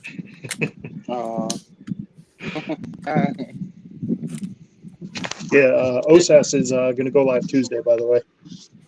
Is it really? Yeah, he just kind of gave word. There's going to be 2 covers, color black and white, Speaking of not wanting to buy exclusives. It's one I can't miss personally. This guy, I'm saying exclusives are a big business. I've just been very good as a buyer. Every once in a while, I'll buy one on the secondary market. That's some self-control. I'll go. It is, but I also just love my LCS, and if I can't get it through them, then I don't want to worry about it. Right. Fill us in on that, Paul, man. for those of us that haven't been spun up on that. You know, before you go, I'm going to bounce out, so I'm going to get to family time. But Ooh, yes. Thanks, John. you guys Thanks for have a stopping great in. Saturday, or a great Sunday. Yeah, you too. See you Wednesday. Nice Bye, job. brother. Nice talking to you, man. Yeah, man. You guys can hear me. I had a little audio problem, and then I had problems over here, but I guess I'm good now, right? Sounds like you're in a bit of a wind tunnel, like you got a fan going, but it's all good. Yeah, it's hot in New York now, man. As soon as the heat comes, I can't take it. Oh, I get that. I mean, I'll lower it if it's that bad. No, Is it's it not. bad? No. Do I have Honestly, to I can lower barely it? hear I'll lower anything. it. Okay. Yeah, your comfort's more important than the audio, man. Thank you. So Yeah, Oasis. so that print run is apparently going to be a 750 color, 750. I'm sorry, 750, 750 for the two covers. You have the one that was revealed, which is the homage to the 1B cover. And then there's a black and white version. 350 runs on both of those, but the second cover is a mystery. So now Oasis is what, a new title or? You know the Dry Lee sketch, the Yeah. black and white. For Somebody's Killing the Children? Yeah. I'm sorry, that guy. Yeah. Yeah. So he's coming out with another set of exclusives, and For he's Something got is pretty Killing much 16? for 16. Yeah. Ooh. Yeah, I'll send you a picture on Instagram, but it's is essentially that like the one young with Erica in the same position and all that. Is that the one with the group of like Erica Slaughter and the Slaughter family like standing there, and then there's the black and white version? No, there's 40 covers. No, this is totally different. Is it really? Okay. Yeah, it's another cover. It's probably going to be one you want, but yeah, it's essentially like the 1B cover. You probably messaged me. You probably messaged me a snapshot, didn't you? Oh, you did. I had my phone on silent just in case. Oh, no cover though. Yeah, I'll send it to you in a little bit. Okay. But yeah, so that's going to be the one cover, and he said that it's going to be pretty much like one set. You either get the 2-pack or the 4-pack, and that's it. But the black and whites only come in the 4. Nice. I'm gonna. No times or anything just yet, but probably Tuesday. Let's see if. Yeah, the only exclusives I get are really I got the Comics with Bueller Blowtorch exclusive. I don't know if you guys got that, but that's pretty much the only one. Yeah, it came with that one. It's from Second Sight Publishing. You know, they have a good thing going. This is the Edge from Second Sight Publishing, and Marvin Wynn, which is the writer of this one, was on Tomorrow Cinema show, and last night too. And then what's his name? Page, the writer for Blowtorch, he was on TM Nerdy show the other day. So yeah, they're doing good things over there. So like good stuff. That's the only way I'll get an exclusive to support the lower indie guys that are moving up. So nice. Yeah. There's a whole Kickstarter. There's a whole community of Kickstarter stuff where you can support indie people coming up like that with doing books, and it's massive. There's a ton of great stuff out there. Yeah. That's the big thing right now. All the Kickstarter stuff. I'll be interviewing another creator. He lives in Florida, from Dismay Comics. I think his name is Brandon. On May 13th, 5:30. I'm be 5 o'clock. I think I'm gonna be interviewing him about his stuff. He's gonna send me his comics and stuff, so I could check out. So tune into that if anybody wants to check them out. Absolutely, his Kickstarter starts on Tuesday. Yeah, his Kickstarter starts Tuesday. So I can't wait to read that stuff, see what that's about. It'll be my first creator interview on my channel. So. Ooh. I think it's very cool. Dude, that'll be dope, man. Yeah. That'll be dope. Yeah. I'm a little nervous about it, but I think I'll do all right. I've done a couple of interviews, and I think I'm happy with the interviews that I did, and I don't think I want to do interviews on the regular because the amount of research that goes into before you do an interview of the creators, you want to learn a little bit about them. You want to know about their content and everything they have. Like if that can be a very daunting workload if you make doing interviews with creators a weekly thing. You know what I mean? Yeah, absolutely. Yeah. Definitely. But that's why I like watching everybody else do them, because I get to live it and I get to enjoy it. Oh, man. It's true. It's true. Yeah, They hit me up, so very cool. I'm sorry. Go ahead. I think Come On Mama's right. That could be a lot of pressure trying to keep a schedule like that. Yeah, I don't know. I can't imagine with work. I have kids and all that stuff. Yeah, I'm happy with my 20 minutes on Monday, my 25 minutes on Wednesday, and I'm getting sucked in, and I'm going to do it. It seems like everybody's having a lot of fun doing their top 50 books in their collection. I'm like, okay, I think I could pull this off, because as long as I don't sit there and try to figure out what order they're in, I'll be okay. But if I have to put them in order, it'll take me months to just him and haw, like back and forth, like trying to make a decision. But I think I'm going to give in. And I think I'm going to record a top 50 books in my collection and try to keep it under 10 minutes or under 15 minutes. Because I know Vincent McLean did one recently, and he said he had a blast with that. Top 50, that's tough. I don't think I could do that. Top 50? Ooh. I mean, it's like, because at the end of the day, you're always going to have some books that don't make the cut, and then like me, I'm going to feel bad because I'm like, I really love that book and it didn't make the cut. Now it's almost like a person. It's like, I feel bad, man, but you didn't make the cut. I'm sorry. And then it's like I start taking it personal. I'm like, it's just a comic book. What the hell? Yeah, you start thinking that that comic has feelings and stuff, you know? Right? But, Hey, sorry, I gotta go already. Like, my daughter's pacing around here. She's trying to get my attention. So there you go, man. listen, Do it. nice seeing you. That's I'll the talk to you important later, stuff, man. Yeah. See you. Thanks, Paul. Have a good day. Thanks again. So, dude. Yeah, man. I think I'm a few seconds behind you for some reason. You It think could I be. should I just think pull out and come back in? I think I'm a few seconds behind you. That's what she said. Oh, yeah, man. if you drop and reconnect it, it might fix that. We'll see. Give it a shot. All right, I'm gonna give it a shot. See you right soon. And then what I can do is I'll drop that link again. If there's anybody else that wants to hop in and hang out, and we'll see what's up. Because it's just Sunday.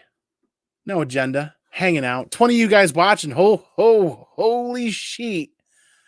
Thanks for hanging out. Thanks for bagging and boarding. Maybe some of you guys are sitting here bagging and boarding comics too. You know what I mean? Holy shit. There he is. The man, the myth, the legend. There we go. Get all that beard in the screen. What's going on, man? John Thomas, Station. Good to see you. Daymares. Yeah. What's good, man? Not much. How you doing?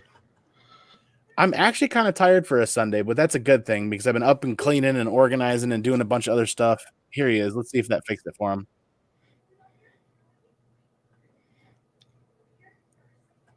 Oh, maybe not. Nope. We got no audio from Herm, but that's what's good about hanging out is we can trial and error some of this stuff, make sure.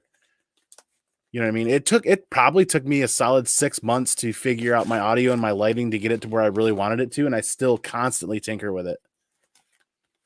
The one thing I hate is my glasses reflect, and there's just nothing I can do about it because technically I only have 2 light bulbs in this room. All the light you see is coming from my monitor. Oh, yeah. I had that problem for a long time, too. Like, I preferred to view my monitors at 100% all the way up. And I finally used to, I have them dialed all the way down to like 40 or 45%. Either way. But, yeah, if I like switch to a,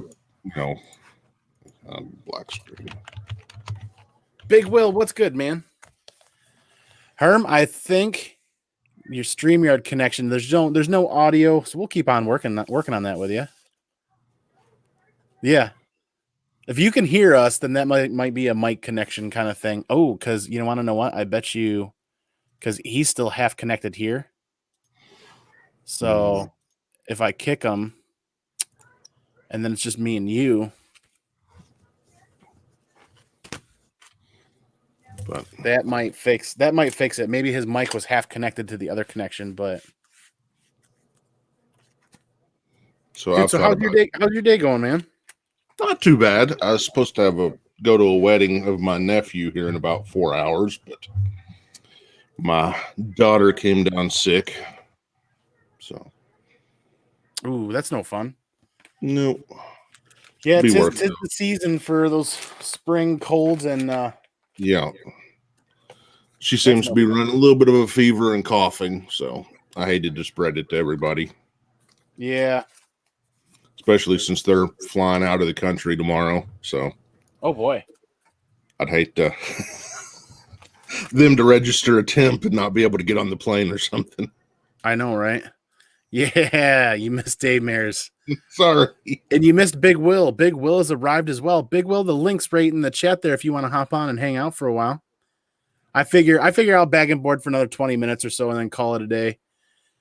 It's Few things yeah, kind of no agenda, no plan, no script, just hanging out and bagging and boarding.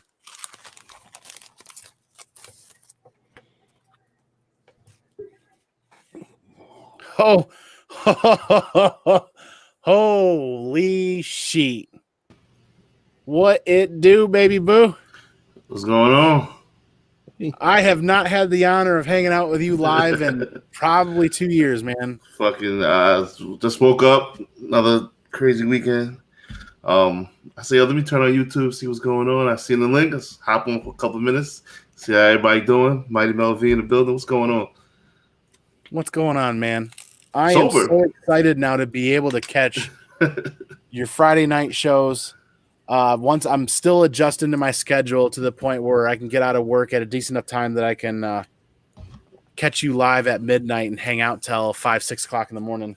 Yeah, I can't hang out till 5 or 6 o'clock in the morning. Old age is catching up with me. I can't play those games anymore. Oh boy. Yeah, I'm supposed to be cutting the grass right now. That shit's not gonna happen. Yeah, it was too cold this morning, and now this afternoon it's like 80 degrees. I'm like, I'm not gonna cut the grass today right now. That's true. What's going on? How everybody doing, man? What's bagging and boarding? What you bagging and boarding over there, man? Just a small collection I got from a coworker. It's all quarter and 50-cent bin books, but there's a couple of minor keys that eventually I'll get to them. And it's like, I'm not gonna sit here and bag and board all these and stare at TV and just watch TV. And it's like, I'm bagging and boarding comics. Let's talk comic books. Let's hang out and see if anybody else wants to hang out. Yeah, I like this. No agenda, no script, no plan. Like we started off talking about the big, massive Something Is Killing the Children release weekend. All those exclusives coming out. Saturday. Yo, that Lee variant. Oh, God. Yeah. The Ji Hung Lee. Oh man, that shit is. So that's what I was trying to say earlier. It was a Frankie's release too. Yeah. So it was Golden Apple and Frankie's, and then you can find it on Ji Hung Lee's website as well.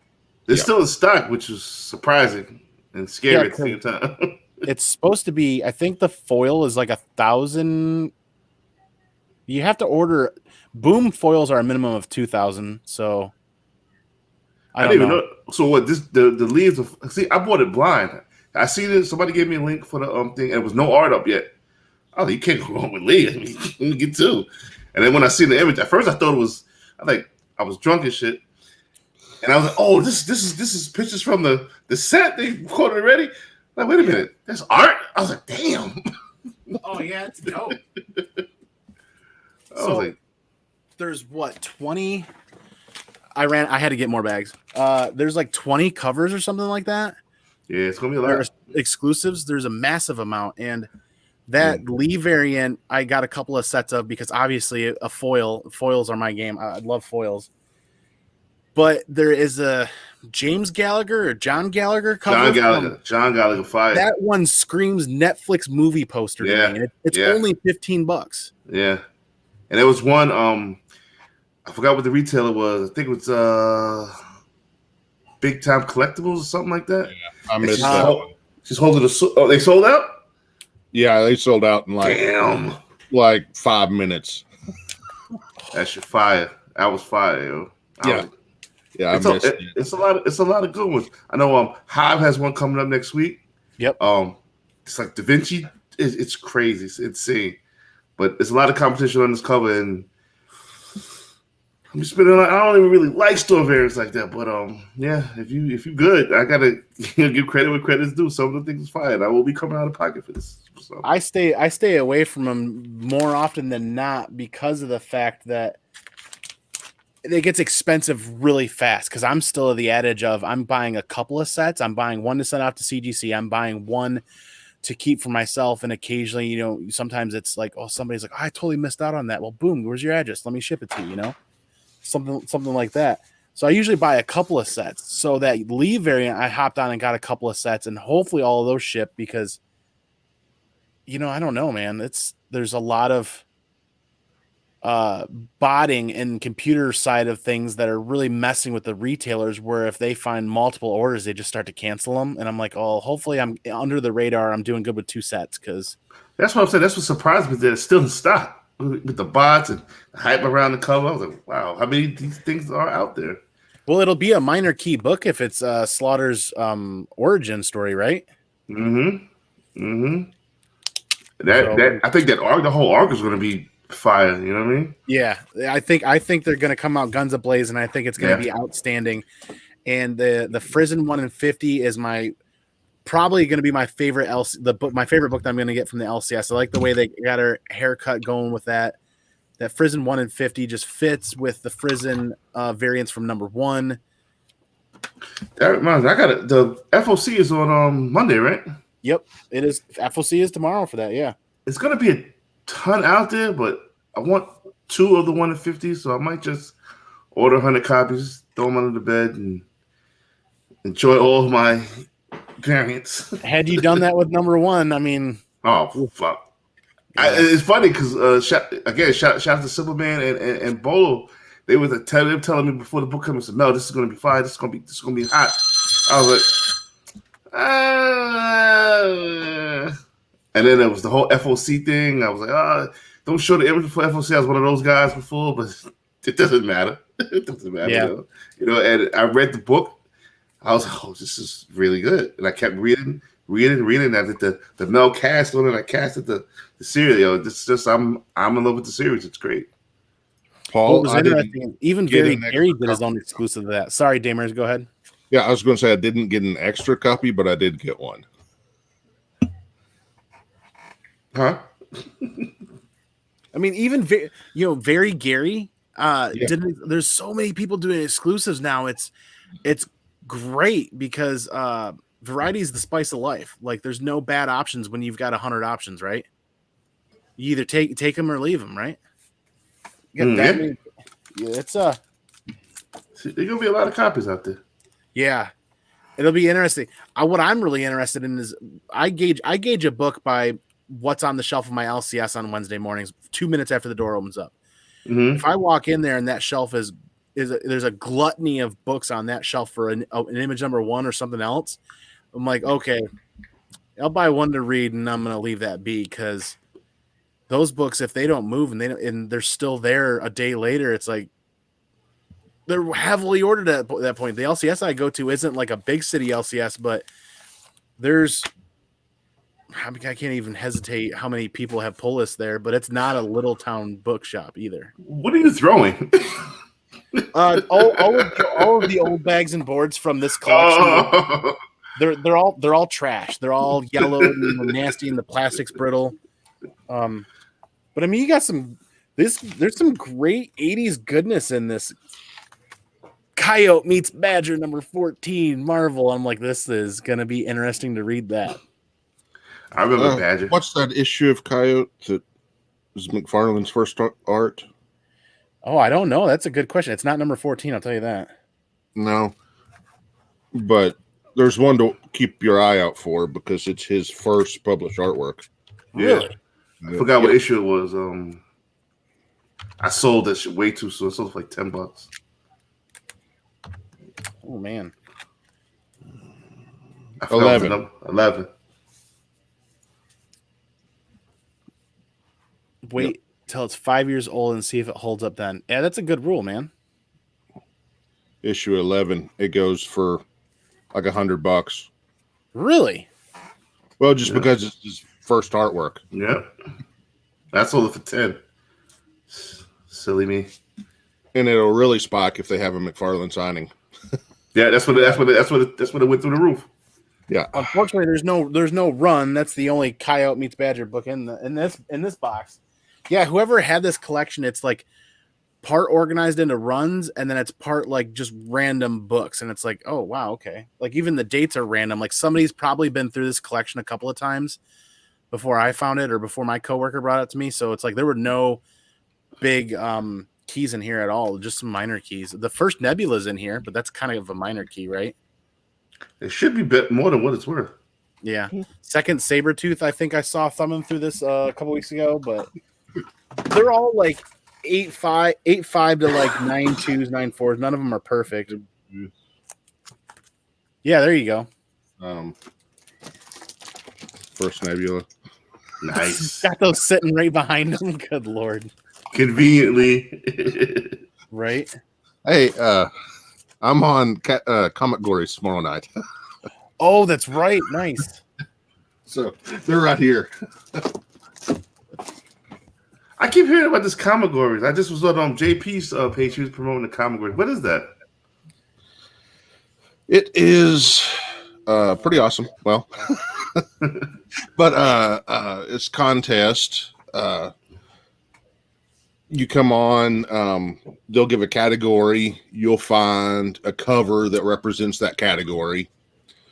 Then the audience votes, and it starts off with 2 against 2, and then the winner out of each one of those categories goes head to head. And then the winner of that night comes back 2 weeks later when they do the show again. Oh, nice.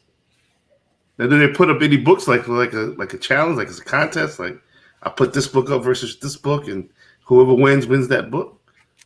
No, but if you win 3 in a row, you get a slab. And Really? I'm winning a slab from the host. Yeah. Nice. Okay. And that's on John's. What's John's Comics and Kids? Yep. All right. I'm definitely gonna check it out. What time does it come on? Yeah, it's 8 Central. I don't know. Yeah, 9 Eastern. Okay. Yeah, I'm definitely gonna check it out. Check out some past episodes and everything. Definitely. It's a good time. And then when you're watching it, you're like, oh, I know what I would pick, or I know what I would grab. But then when you are actually invited to the show and you're live, you're like, your brain scrambles and you can't think of what you're trying to think of. And then all of a sudden when it's done, you're like, oh, I wanted this book and I couldn't find it fast enough. And then That's one of the challenging points is you get 30 seconds to find your book. yeah. Oh wow. So, that's why I said, I've got everything right here. So what's the theme for tomorrow's show? What's the time? You don't know. Oh, you don't know? Oh wow. Yeah. So you're gonna have the whole shit like right here. Well, the thing is, you want a lot of books, but not too many that it's going to take you too long to go through. Right. That's what I found out doing it like 3 times. Is before I sometimes had too many, and I think that's what got me is I was trying to go through everything. You kind of need to narrow it down to like 200 or 300 books that are good. Yeah. You know what I mean? Speaking of too many comic books, guess who's arrived? What up, man? I have a job. What's going on, fellas? What's going on? How you feeling, brother? I'm doing all right. All right. Just sitting in the chair watching just some, 3 idiots on the TV and thought I'd be a fourth. Sounds good. Welcome. Shout out to God Tank. God Tank is in the building. What up, baby? Yeah. Good to see you, God Tank.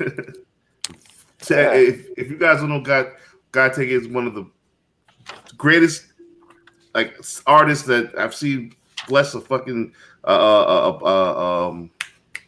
Blake variant. He was the winner of our drunken chat contest for Something That's Killing the Children. It's amazing. I've seen a lot of his work and okay, You keep talking, Mel. I'm gonna pull that up right now. Okay, pull that up. We're doing over the drunken. I do a show called It's Drunken Chat Son every Friday around midnight until 4 in the morning, 5 in the morning, 6 in the morning, depends on what we're drinking or whatever. And then we have we just started doing art contests and everything. And God Take was the winner of our first one, with the theme was we had to do something. Something is killing the children. Our second art contest is for bitter root. And first of all, to find a bitter root blank variant is fucking next to impossible. But yeah, I see his submission, and I've seen a lot of the submissions. That everybody coming for God Tank. But God Tank is his joint. It's gonna be a good contest. It's definitely gonna be a good contest. You shared all those on your IG, right? Yes, I did. And my IG's It's Drunken Chat Son, all one word. Let's see. Okay. Well, here I've got it pulled up, and we'll share the screen here really quick. So right over there, It's Drunken Chat Son, and actually, Something's Killing the Children run that you guys were working on, that contest, is actually further back than I thought. I think I did put. I put most of them on there. I don't remember. Well, you put all. You put all of them on there because we were voting on there, weren't we? You're right. Absolutely. There goes the winner right there. No, that's the second place guy. Go keep going down. It should be down further. Okay. I'm looking at mine. What the hell do I be posting? There goes newbie comments right there. There it goes right there. Here we go. That's Eric Hurd. Yep. Huh. That was second place. Mm-hmm. Imagine. I like that cover. I forgot to say I've been drinking, so I'm sober now, so I don't remember what my drunk self did. That's the winner right there. That was Fire versus Aliens. Mm-hmm. Good stuff. Submission 7. So submission 7 was God Tank then. No, God Tank is the winner is right above the blank. Right there. The chalk now. That's so full, man. Right there. Oh, like the Scotty Young homage kind of. It's God Tank. Well, yeah, that's God Tank. But that's the style. The style is see Charlie Brown. I wanted this cover and he sold it. I was like, wow. Oh, he sold it? Oh yeah. Dang. Yeah. I wanted it too. That's definitely a nice piece. He definitely has the future in this business if he so chooses. So I sent it over to Ross Ritchie. He loved it. I sent this artwork to a couple other people I know. So hopefully he'll get his foot in the door if that's what he chooses. So yeah, there's a signature kind of hidden right there by their leg. Yeah, he's super talented.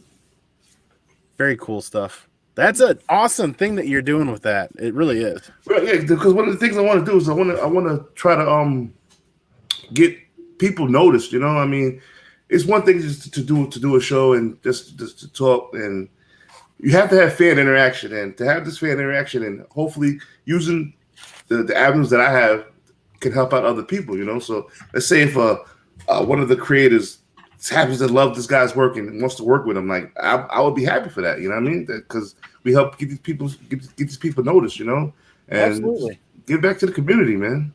That's it. I like it. Thank you. It's all about the community. I mean, the connective tissue that is comic books are amazing, right? Yeah. But the greatest part about this is this community and the people. It's variety is the spice of life, and that's what we've got in spades is variety. We're all different people. We all have different opinions and different ideas. When we commingle that into a community like this, it's outstanding. Absolutely. Well, I don't know how different we are. We seem to have a lot of hairy guys in this. There's wow. God Tank's books. Wow. Oh yeah. I love his style. Yeah. In fact, I got to pay him for a book. By the way, I ordered what is I got to pay him. It reminds me. Oh, hey, I missed him in the chat, but hey, Legion of Comics is hanging out with us. Speaking of building the community, Legion of Comics has been hanging out with Whack Comics and Ready for Wednesday. A lot of those guys have been doing awesome, hilarious content over on their channel. Like, just some of the stuff they do with comic books is you guys got to go look. Anybody watching this that hasn't met them, you got to go check out Legion of Comics, Whack Comics, and Ready for Wednesday over there. Those guys kill it with a good time. They did a live event where they got themselves together and sat there and silently read for hours and didn't respond to the chat, didn't talk to each other. It's good stuff. Insane. I remember Chaos for Comics doing that in his garage forever, and I'm like, this is so weird, but it's so cool. So here's a quick question. Does anybody have like collectibles insurance? Yes. What company do you use out of curiosity, if you don't mind saying? I honestly forget the name. It's the same one Reggie uses. I think it's just simply called Collectibles Insurance Agency. Okay. That's the one I've used for a year and a half, and I've never made a claim until recently. I haven't either. And I shipped a book. Oh no. Oh no. Yeah, that's the red foil. That looks like Ace Ventura took that package over his knee and snapped it in half. Yeah. And I meant, it was in a my normal double box for slabs. Sure, most of you guys have saw the priority box within a priority box, and then 30 feet or more of bubble wrap. And it's still cracked. Excess bubble wrap. Still cracked in two. They didn't run that over then. Yeah, somebody was trying to. Yeah. They needed to fix a tire and prop the truck up with that one. That's what happened. Yeah. So anyway, I thought, well, I'll go ahead and contact them, because I sold it for $575 on eBay. Okay. And, I didn't insure it any more through USPS than I normally do. But they say they cover it. And now, before you continue, when you say what you normally do you normally just do the 50 that you get with the media, with the flat normally, rate? Yeah. If it's on eBay, they normally give you up to 100. I don't know if you can see it, but it ended up pretty good there. And pretty good lines and stuff on the back. So I meant, being a modern, it's pretty much worthless now. Yeah. So I contacted them. Just thought, I've had them for over a year. I'll see what they do. Contacted them by their online form. About 2 or 3 days later, somebody gets a hold of me asking, like 3-4 questions. Like, how did you ship it? How did, how was it? What happened to it in the mail? That type of stuff. I did that, sent pictures of it. They asked for some more pictures because originally the pictures I sent didn't show a close-up of the actual damage to the book. It just showed the damage to the boxes and the damage to the case. Yeah. Then the adjuster that was assigned to it, she came back and said, we'll have you check out tomorrow. Oh, wow. And it wasn't for just the $575. It was the screenshot I sent them of my eBay thing had another $10 added in there for shipping back to me from the seller. From the buyer. So they're writing me a check for $580 something. Wow. How much did you pay a month for the service? I requested. Well, I don't know if he would say, but I have a $10,000 policy, and I pay less than $80 for a year. Really? I have it's $15,000 policy, and it is right at 120. I forget. I've got 2 policies with them. One for that and one for guns. And what's the name of the company again? I'm sorry. It is Collectibles Insurance. Collectibles Insurance. They're actually they didn't think too hard on the name. Well, they're a subsidy of Global Indemnity. Yeah. Now there is another company, but Collect I haven't even Insure is the website. Yeah. I have never even done a claim with these guys. Nice to know you've had a good experience.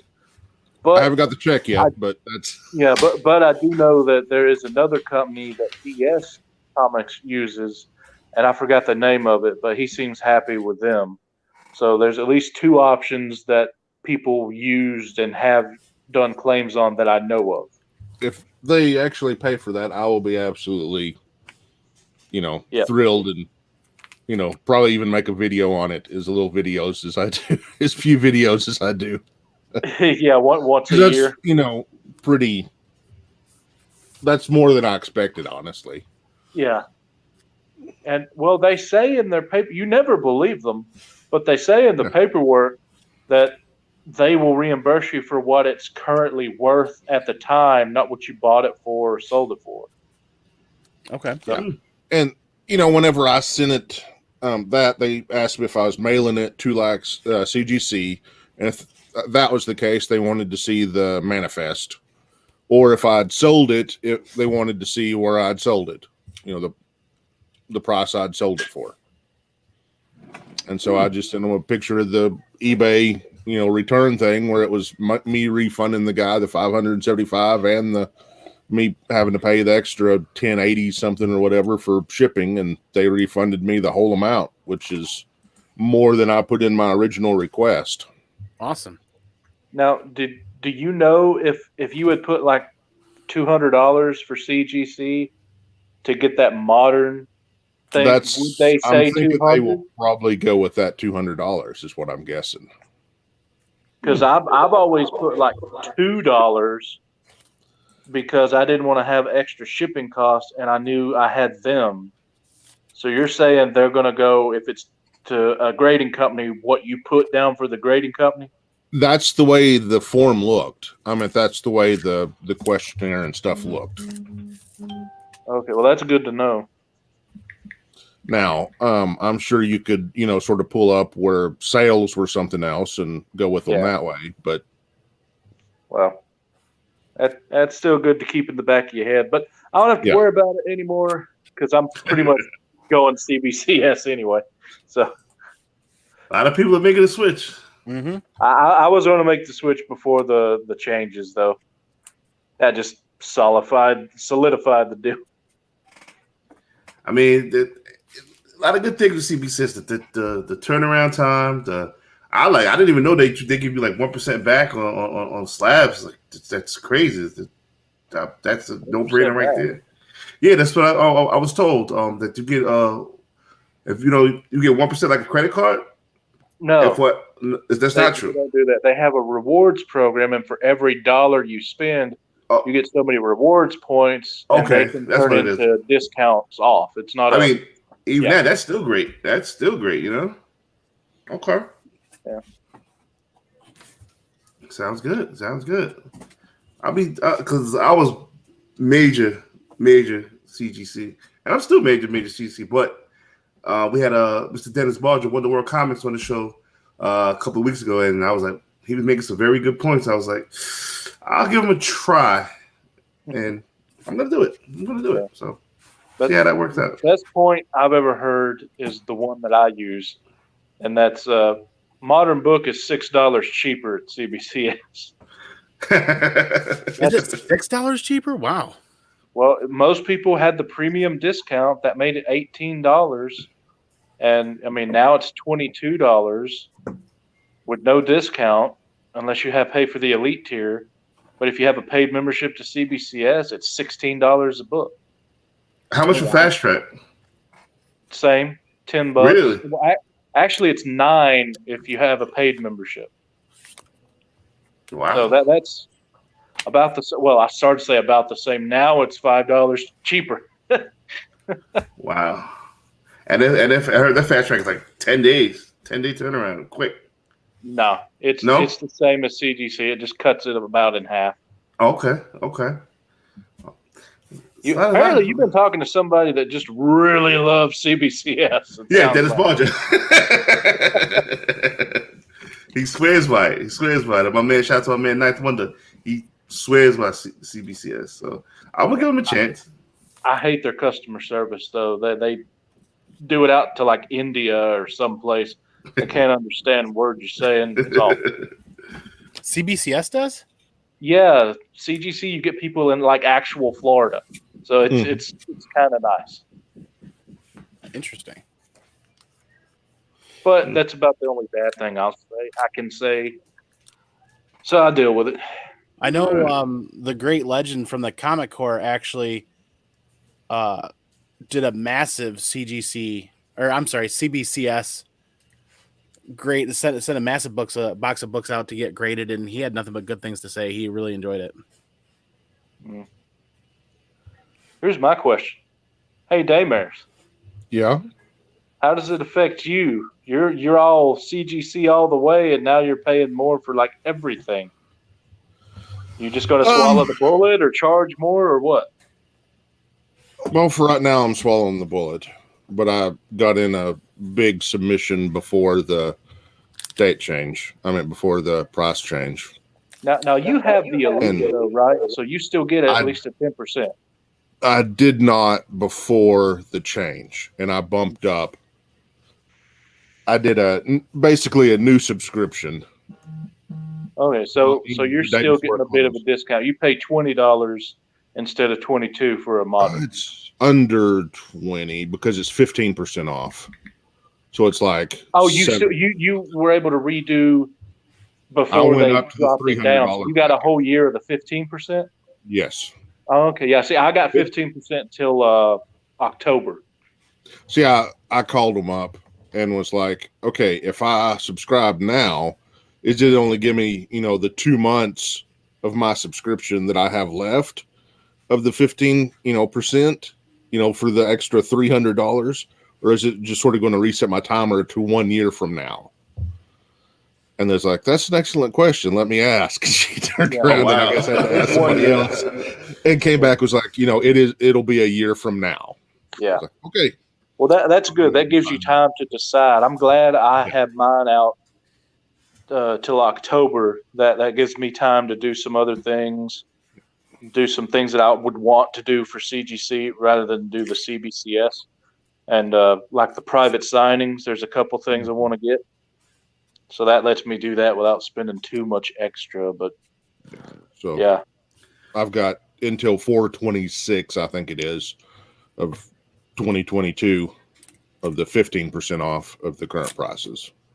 Nice. So basically you're paying 10%. I guess it moved down to 10. No, it is 15% because I subscribed before that change.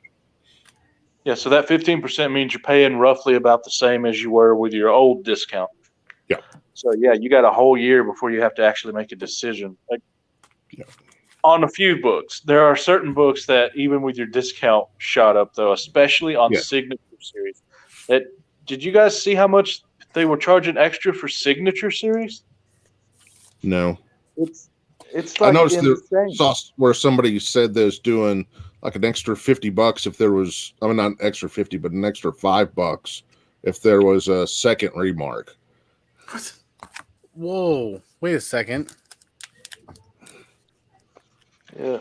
So I left my paperwork that has all of it that I wrote down is in the other room. But yeah, it's basically like if they raised it $2 for modern on the regular submission, the Signature Series is like raised $10.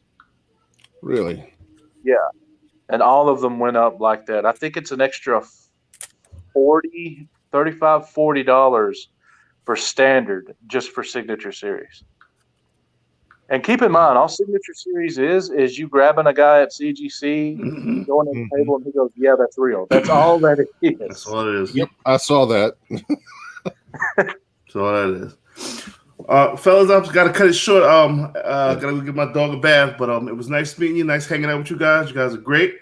Andy, Mel, anytime you want to come on Drunken Chat, dude, that goes for anybody. I can't wait to be on. It's been way too long. Your philosophy of comic speculation is truly what I'm embracing.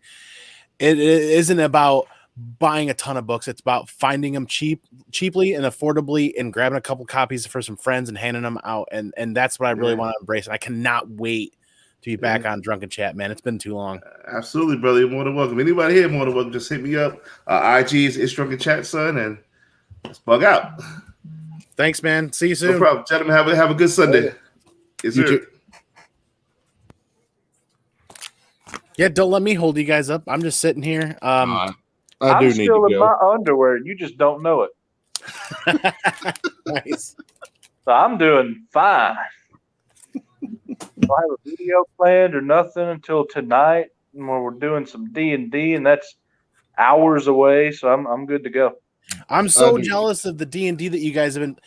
I played D&D growing up as a kid in the basement of a Pizza Hut because they didn't even make us rent it out because they knew we were going to buy a ton of pizza and pop.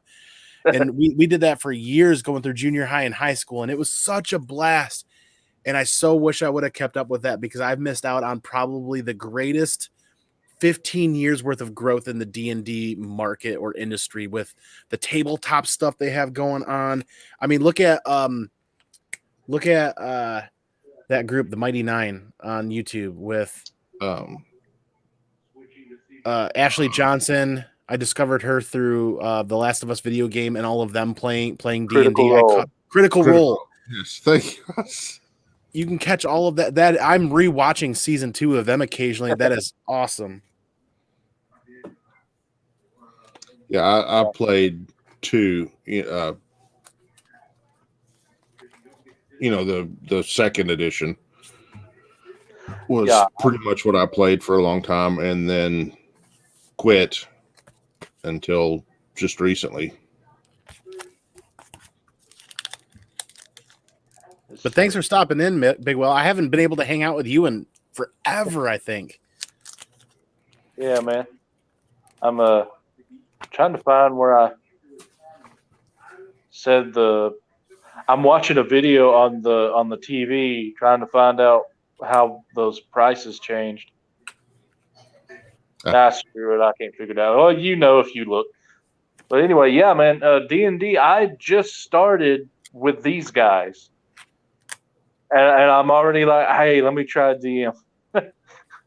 Nice. So we'll see how it goes. We made it through, and that's all I'm going to say. We made it through session 1 last Sunday. So this session, we'll actually see if I can actually handle this thing here. Nice. But yeah. Well, I need to get out of here and go take care of the kiddo. Very cool. Yeah. Thanks for stopping in, guys. I'm going to bag up a couple more and I'm going to bag up a couple more, hang out for another 15 minutes, and then sign off as well. All right. I'll see you later. Andy, if you ever want to be a guest or something, like a guest villain or whatever, and we're still doing it, hit me up, man. Okay, cool, man. Thanks. I appreciate that. I'll have to look back into it and teach myself how to play again. Apparently, it's the easiest way now. 5th edition is like the best one to just start with, from what I hear. Very cool. Thank you again, sir. No problem. So I'll get out of here as well. Awesome. Thanks for having me. Yeah, thanks for spending some time with us. Appreciate it, man. No problem. Later, man. So yeah, speaking of CBCS and CGC and all that's going on, thank you again to Skeff's Comic Knowledge for that quick reminder of the date. I think last week, it was about 2 weeks ago, he dropped a video and said, hey, make sure you double check your stuff and see what your plan is and what's going on, because literally my auto renew for my CGC membership was going to drop in like 2 more days from today, like 2 or 3 more days. So all I did was go on there and I force renewed my CGC membership. So now I have my elite 10% discount for another year, which is great, because then I should be paying about the same as what I was paying before. Not too dissimilar, right? For the amount of books that I send in every year, I'm not a heavy submitter, but I do more than 1 package a year. I'd like to do about 6 to 8 packages a year. So probably 60 to 80 books total a year. That's about where I'm at with my personal collection. That's what I'd really like to do. So that 10% savings, I'm actually going to put that to work over the next 12 months. Like, I got those books with Jimmy, the Geek Aficionado. He's going to CPR those books for me and send those in. Looking forward to getting those copies of Star Wars 42 back, because I think that 9.6 that I sent his way definitely has a solid shot towards a 9.8, which, if any of you have been following the first Boba Fett, you know that jump from a 9.6 to a 9.8 is massive. So that would be epic. I'd be sending a bottle of wine Jimmy's way for that one. we'll see what happens with that. I don't know. But then I definitely have a couple of slots lined up with some other pressers now. Comic pressers and cleaners are so busy that you actually have to get in line and wait. And I think I've got 4 more weeks for my first slot to line up for Gary over at Impressive Comic Book Services. So I got a box with Jimmy. I'm going to send a box with Gary, and then I'm going to try out some other pressers and cleaners. But I'm hoping to get a box back from CGC every month for like 6 months straight for the last half of this year if I can make it work, depending on their turn times and wait times. Big Herm, what's up, man? You stepped out for a little bit, and where did everybody go? Everybody had some obligations going on. It's 3:30, so I'm going to bag and board a handful more books and hang out for another 10 or 15 minutes, see who's interested in talking in the chat, and then I'm probably going to sign out myself. We got lots of laundry to do, got dinner to cook here in a little bit, and there's some amazing, great shows on YouTube. Rod a Rican's going to be going on here at some point soon in the next half an hour to an hour. JP Budget Collects has been on and is probably over by now, so I'm going to hop over to his channel and catch his Cash or Trash and his Look Back. I think his Look Back is Fridays or Saturdays. I usually have to catch his Look Back later on the replay, so I can't remember what day he uploads it or airs it. So there is a lot of great... there we go. Come on, get in there. Speaking of which, wham! There is a lot of great content to get caught up in the YouTube community. We'll see what's up, what's going down. Thank you to all 20 people hanging out, watching live. Appreciate it. Some long form content to just hang out, chill. It's not about the views. It's not about the watch time. It's not about anything besides hanging out with this amazing comic book community. There are so many great channels out there doing so many great shows and great live hangouts that I can't make it to. So when I've got time available where I'm just going to sit here and bag and board, it just made sense to sit and go live and hang out and talk with all of you guys. Get some good vibes going. Chill out, hang out, good vibes, comic books, some comic book gossip. What's going on? What's hot? Like we said, that big Something's Killing the Children 16, all of those releases, a bunch of those releases were this weekend. FOC for issue 16 is this Monday. Is my understanding. Somebody correct me if I'm wrong if I'm in the chat. Nah, Big Herm, you don't have to come on, man. I'm just kind of going to ramble for 5 or 10 minutes and I'm going to head out as well. Announcements. For all of you long haulers that have been sitting here hanging out, I have a sneak peek for you that I was thinking about sharing earlier and I forgot when we got busy.